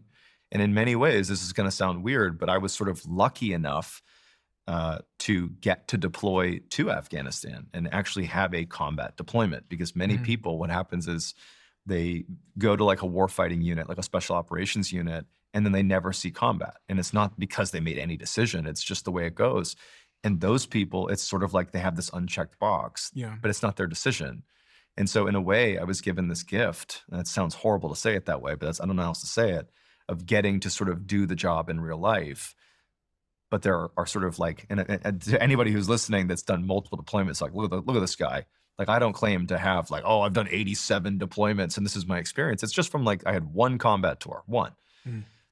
But it was enough to show me that like, that isn't what I was cut out to do. And I think that, but I still did those things, and I still was that person. And now as a civilian, sort of reconciling that I'm such a different person now in a good way. I've taken all the best qualities I possibly could and I've poured them into this person. I'm trying to be a good husband and a good dad, and I'm trying to do all the right things. But it's like, I have this part of me that it's just crazy to me that I was ever a Navy SEAL. It's crazy. Everybody has their demons to some degree, whether it's, it's a spectrum of how strong those demons can be and how much control they can have over your decisions. What have you learned about dealing with demons that might be of any, because you've been to therapy? A lot of people haven't. A lot of people maybe even haven't arrived at the awareness that they need to go yet. What have you learned about dealing with demons that might be useful to anybody listening? That you can't talk yourself out of them. A demon to me is something that if you begin to have those thoughts and you feel them creeping in, and you tell yourself, stop thinking about it. I don't want to deal with that. I don't want to think about that. If you have those thoughts in your life, that even just the slightest beginning of a thought about that thing starts to creep into your head, and your reaction to it is, not now. I don't want to do this. I can't do this right now. It's all happening in your head. If that's something that you deal with, that's a demon. It's something that is like the uncontrollable thought that comes into your head. It usually happens at the same time of the day or same thing that triggers it. And if your reaction to it is, oh my God, I can't think about this thing, like that is a demon in your life. And you are not going to be able, at least in my opinion, long-term, to simply convince yourself that that's not a demon. It is a demon. It doesn't matter if it's rational or not. For me, I have several that sort of creep into my life, but the only way I have found to sort of cope with them is to sort of not embrace them, because that's not what you do, is to talk about them with someone who it's cathartic to talk about it with a therapist, but it's even more cathartic to almost hear yourself talking about it. Like you actually, for me specifically, like I have things that I've said in therapy that I can't believe I'm saying out loud, that are so like personal and intimate and so tied to like deep insecurities and pains in my life. But it's only in that environment with like a third party who's neutral in a private setting that these things just come to the surface, and I'm saying these things.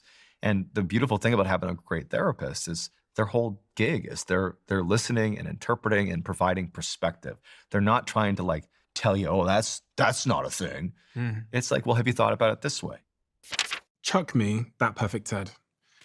One of the things that I think about all the time, because my life is quite hectic and busy, is how to manage my energy load. And as a podcaster, you kind of have to manage your energy in such a way that you can have these articulate conversations with experts on subjects you don't understand. And this is why Perfect TED has become so important in my life, because previously, when it came to energy products, I had to make a trade-off that I wasn't happy with. Typically, if I wanted the energy, I had to deal with high sugar. I had to deal with jitters and crashes that come along with a lot of the mainstream energy products. And I also just had to tolerate the fact that if I want energy, I have to put up with a lot of artificial ingredients, which my body didn't like.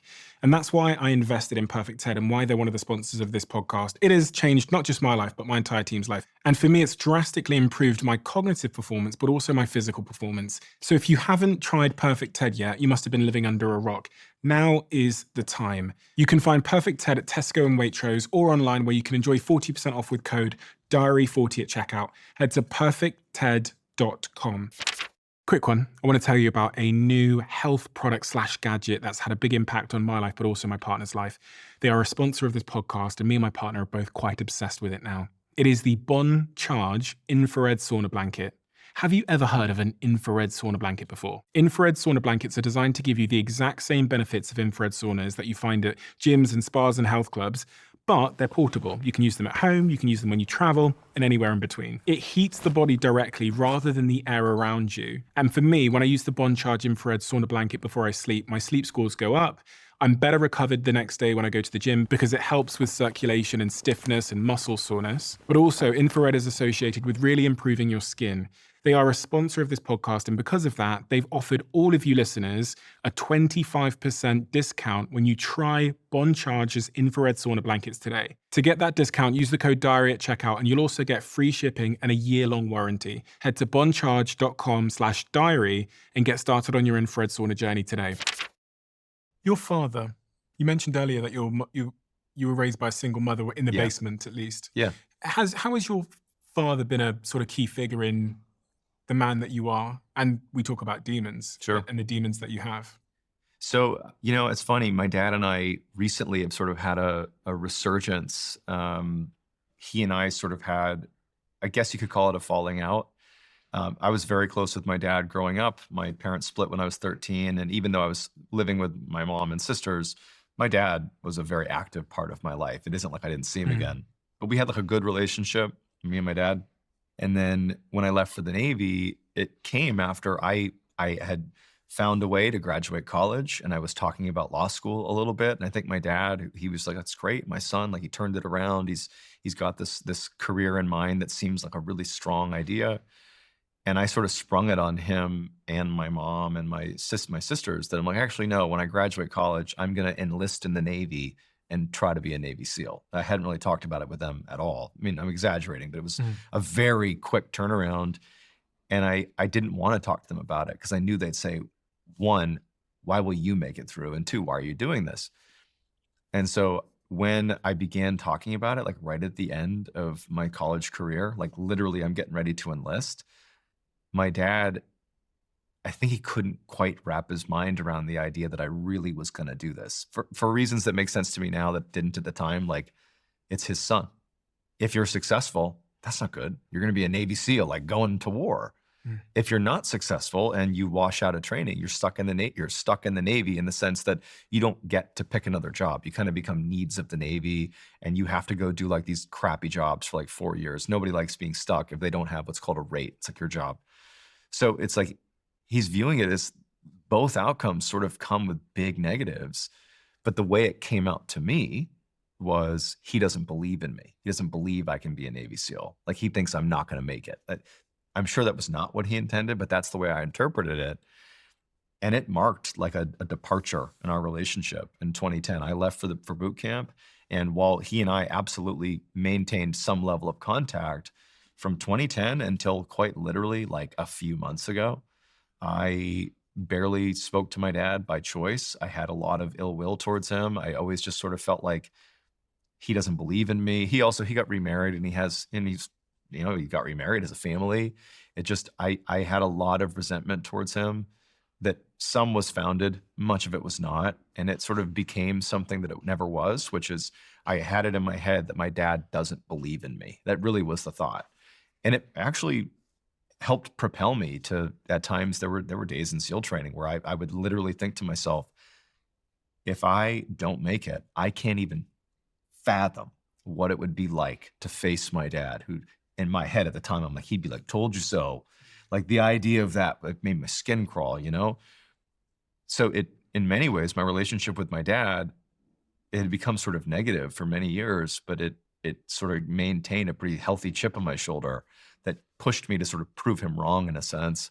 But with self-awareness recently, like very recently through therapy with my boy, Vinny Shorman, and through some sort of the world lining up, he and I sort of reconnected.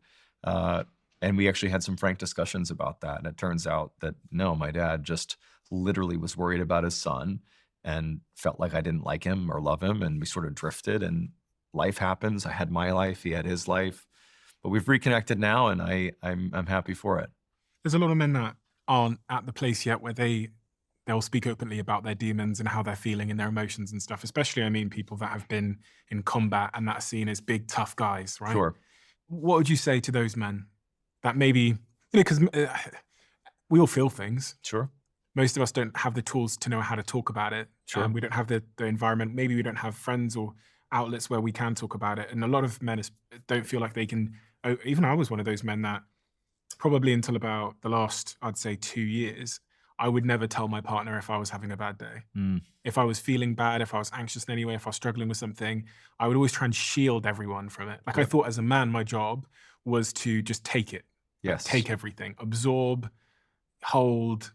But what I came to learn is that it is coming out. Yeah. But with unintended consequences and in unexpected ways. It's coming out somewhere, maybe in my mood, maybe in my health, maybe in my habits, maybe in my search for quick fixes of dopamine. It's going to come out. So I ran the experiment one day of just like sitting my partner down and saying, look, I haven't been honest with you. This is how I feel and this is what's happened. This is what I'm going through. Yeah. And it was such a important, pivotal experiment in my life.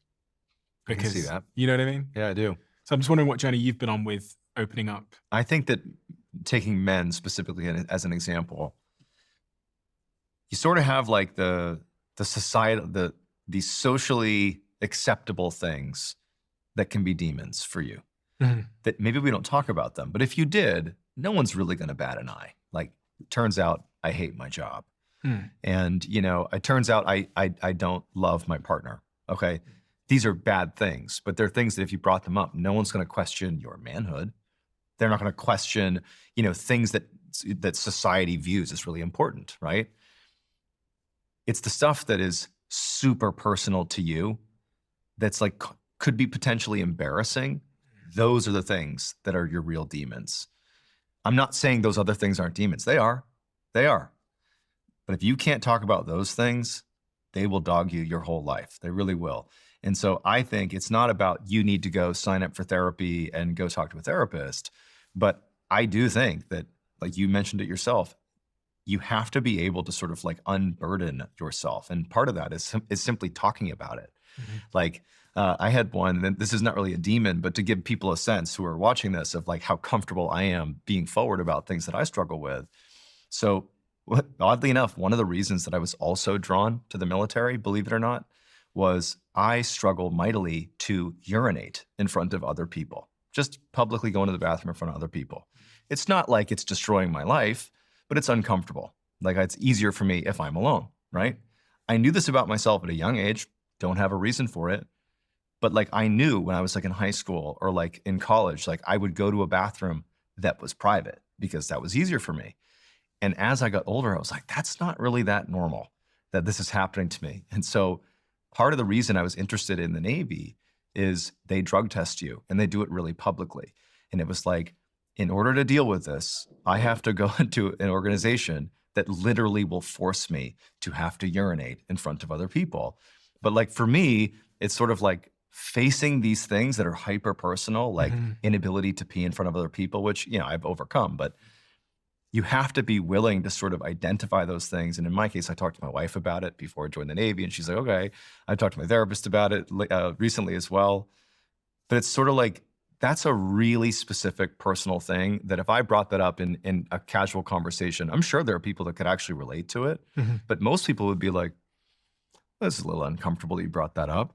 But like, everybody's got stuff that falls into that category. Maybe not specifically, but everybody's got weird insecurities, and they've got things that drive their decisions that would be to them deeply embarrassing to bring up. That is the reason you have to bring them up, because they will dog you and they will always be there until you deal with them. And for me, it's been helpful and cathartic to state them out loud and then do something about them. The other thing I've noticed is that when I don't state them, especially in the context of a relationship, is you live misunderstood. Yeah, that's true. So like, I like to play out the scenario that you struggle to urinate in front of other people. Your wife might always start to wonder why you don't want to go to certain places, or when you're in those places, you're acting strange. She'll misunderstand that as maybe he's X, Y, and Z. Sure. And then you're dealing with a problem. You're dealing with totally another set of different. problems. He's like, he's cheating on me. No. It's like, actually, it was just, we didn't have an environment, a safe space where we could talk about the actual issue. Very so true. I've created like 5 other issues. Yeah. And I have that in my life where I'm like, fuck, if I just told the truth. So it's a shame that sometimes I have to get to the like bust up moment, turn around and say, you've got this totally wrong. And the reason why you've got this totally wrong is because I didn't tell you the truth. Yeah. And it's led you off down a path which is really unfortunate. It's caused us more hurt than me just being honest with you. Yeah. But look, I'm not saying it's going to be easy. I think like many of the things you've described in your story, first you have to just take one step in that direction. I'm not saying like pull your partner in and like offload to a therapist today. It's just, you have to run the experiment to build the evidence and have it compound and go, actually, this is a better life than secrecy. I agree. Keeping everything to yourself. You know, when I interview people, there's always questions I know that they get asked all the time. Yeah. And I'm like, do I ask him the question that I know he probably gets asked all the time? But you're so good at telling stories. Yeah. You really, really are great at Thank telling you. stories. Thank you. So there's really 2 questions I wanted to end with. I guess we've got a couple of minutes, but Sure. the first question is, to be a great storyteller, and we're all telling stories whether we know it or not. Yep. Is there any principles that you've come to learn that you could give me to tell better stories? Yeah. So I would say, obviously, the medium by which you're telling the story matters. But if we're talking about literally speaking a story, telling a story, and assuming you have people listening to that story right in front of you, which is a medium by which many of us tell stories, telling our friends, telling our family members. To tell a really good story, it has less to do with the content of the story and more to do with the delivery of that story. When I told you the Dyatlov Pass story, I was fully committed to telling you that story. I didn't care if you thought it was interesting or not. I thought it was interesting enough that I was going to give you my hand gestures. I'm like going to make sure I harp on the details that I find really interesting. But it's like a level of commitment to telling that story. Like that's the key. It's commit to be like, you have to be in the story. And like, for example, when I did the live tour, like that's the purest form of, you're either going to be awkward up there and like get through it, or you're gonna fucking own the story, be in the stories, and tell it to those people right there. And they're gonna hear what I wanna tell them. So it's like the delivery, it's not just practice and get your words right. Hardly. I don't even use a script when I tell stories. I look at the story, I learn the story, I internalize the story, and then I inhabit the story. And when I tell you the story, it should almost feel like I was there. Like that is the level of commitment you need. And I would say also, like, with regards to general storytelling, it really is true that it has less to do with like finessing the language so it's perfect or getting your script exactly right. It's like, I would say when it comes to most stories, you need to make sure there's some sort of payoff at the end of the story, which is sort of like storytelling 101. But if you look at the way newspapers structure stories, for those who maybe don't read the newspaper, or generally here's how it goes. This thing happened, and now I'm going to tell you the details of what that thing is and how it happened, right? That's not good storytelling. That's great for getting information across. But all too often, if you look on like YouTube, or if you look at other people who tell like, mysteries, for example, sometimes in their header, it'll be like, crazy, like golden, skeleton found in cave in Russia. And like, actually, that's pretty compelling. Maybe I'd read that. But it's like, Suzanne murdered, in London, like, and then you click on it to like find out what happened. But it's like, you don't want your audience to already, in certain cases, you don't necessarily want your audience to know where the story is going. They might have a very strong inclination that Suzanne's going to get killed at the end of the story, or there's going to be a gold skeleton found in Russia. But being a storyteller, your job is to keep people invested and to build tension and to get them like ready for the payoff at the end. Any story can have a twist at the end. It depends on how you tell it. Like, it isn't like some stories have payoffs and some don't. Absolutely not. You can use point of view. You can inhabit aspects of the story that give different lenses into the story, but own the story when you tell it and ensure that there's some type of payoff at the end, whatever it is. Like when I told you the Dyatlov Pass story, like ultimately the goal is to get you to see that, wow, all these conflicting things, there's pictures of this and that, but the Russian government said an unknown, unnatural force is responsible, and then close the case. The whole point of that is to say all these crazy things that are they objectively happened, that we have data, we have pictures, we have all these things. I've demonstrated that to you. And clearly something's wrong, and they sealed the case and no one could look into it. The whole point is to make you think, what is going on over there? But if I had said, guess what? There's this case that's sealed and no one will look into it. Here's what happened. It's the same story, but I've opened with the reveal. You got to do it the other way. So pay off at the end and own the storytelling aspect of it. I'll go and tell people to check it out on your channel, but is there a particular story on your channel that is, this was the cliche question, that is your favorite? Oh, man. It's like asking your favorite kids, right? I would say the story that I'm the most proud of in terms of just how difficult it was to piece it together is the Headless Valley. And it's actually in our graphic novel as well. It isn't that it's literally the best story, but it's a story that is a composite of a whole bunch of anecdotes over about 100 years. There's this, I know we don't have enough time, but there's this place in Canada called the Northwest Territories. And so it's a part of Canada that's already very remote, and it's just wilderness and forests. And there's this section called the Northwest Territories, which is even more remote. It's as big as Germany, but Germany has like 50 million residents, and this has like 50,000 people there. So it's like no one lives there. And within the Northwest Territories, there's this valley, this like river that cuts through this beautiful valley called the Nahanni Valley, which has been now dubbed the Headless Valley, because over the course of like 100 years, all these people who've gone into this valley have turned up headless. They've been, but like in the most bizarre ways. And also you can't really get into this valley. It's very difficult to do. You can't fly there. You can't hike there. You have to either take a boat upstream and literally carry a boat up a couple waterfalls and then continue going upstream, or there is an overland hike, but it's like 70 miles of treacherous terrain. So it's like really hard to get there. It's totally remote. And the only other people that ever lived there were the Nahanni tribe. And one day, somebody was actually there on a hunting expedition. They noticed that the Nahanni tribe, which made up like hundreds of people, they were camped out along this river. They disappeared overnight, and literally nobody knows what happened to them. They left behind all their equipment, all their housing. It was left. They just vanished. No one knows what happened to them. And there's rumors of like white creatures wandering the woods.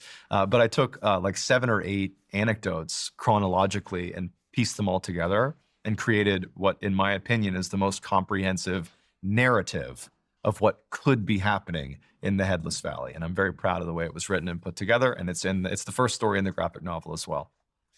We have a closing tradition on this podcast where the last guest leaves a question for the next, not knowing who they're leaving it for. And the question left for you is, what do you see as the most desirable future for the new media podcast world? I would say that what I love about the podcast space that I hope continues is that it is not corporate, in the sense that it's totally like anybody can start a podcast. We're seeing so many podcasts, but it's like podcasts rise based on the merit of those shows versus like there's not a lot of corporate pushing behind podcasts. It's sort of like the corporations show up and take the podcast or try to license podcasts that have already sort of made their place, but they don't have a lot of influence over who or what they do. So it's like it's this great meritocracy of content where the podcasts are growing and succeeding based largely on merit and skill. Mm-hmm. And they're covering all these topics that are like so far reaching. So it's like, it just feels sort of authentic. Mm-hmm. I know there are plenty of corporate podcasts out there too, and there's nothing wrong with that. But I hope that podcasting continues to be this sort of like, how in the world are like the Joe Rogan podcast and like, whatever other random podcast you want to name, like these like titans of industry, but it's like, it's so random, but it's like this beautiful product of just like human, like authenticity and willingness to talk about stuff. I love it. I think that it's a very authentic place that has not been corporatized yet. Amen. John, thank you so much for everything that you do. Thank you. It's really, really incredible. It's really incredible. You run a phenomenal media company, which I don't think people truly understand. Nick Witters does. You and Nick run a phenomenal media company, which I think, I don't know if people understand the scale and size of that media company, but it's truly impressive. And you have this awesome graphic novel. Yes, in the graphic novel, it's a New York Times bestseller. It's an anthology of 9 stories. It's beautiful, and we intend to continue making more of them. So definitely check out the graphic novel. It makes a great holiday gift. It is absolutely gorgeous. Thank the you. illustrations and I think you call them illustrations. The illustrations are phenomenal. Yes, we're very proud of it. Thank you so much for all that you do. I'm someone that is absolutely enthralled by all these stories. I love mysteries, I love unsolved mysteries, and I love true crime. So, and as we were saying before we got recording, me and my partner, when she lets me listen to these things in bed and it helps me sleep. And your channel is by far and away Awesome. the best at this. Thank you. Because you're such a gifted storyteller. Thank you. And as you've been speaking to me today, I've been thinking, I've been trying to piece together what makes you so brilliant as a storyteller. Thank you. I guess it's a long journey, a family influence, and generally, Probably. the experience that you've had. So thank you for what you do. Thank you for your time today as well. And it's been an honor to learn about your story of reinvention, but also to hear some of these stories, which, by the way, I need to go and figure out this what's it called? Dyatlov Pass? The Dyatlov Pass. The Dyatlov Pass. Pretty well. Thank you. And it's an honor Thank to be you. on your show. Really. Thank you so much for having me. I appreciate you. I'm going to let you into a little bit of a secret. You're probably going to think me and my team are a little bit weird, but I can still remember to this day when Jemima from my team posted on Slack that she'd changed the scent in this studio, and right after she posted it, the entire office clapped in our Slack channel. And this might sound crazy, but at the Diary of a CEO, this is the type of 1% improvement we make on our show. And that is why the show is the way it is. By understanding the power of compounding 1%, you can absolutely change your outcomes in your life. It isn't about drastic transformations or quick wins. It's about the small, consistent actions that have a lasting change on your outcomes. So 2 years ago, we started the process of creating this beautiful diary, and it's truly beautiful. Inside, there's lots of pictures, lots of inspiration and motivation as well, some interactive elements. And the purpose of this diary is to help you identify, stay focused on, develop consistency with the 1% that will ultimately change your life. We're only going to do a limited run of these diaries. So if you want one for yourself or for a friend or for a colleague or for your team, then head to thediary.com right now. I'll link it below.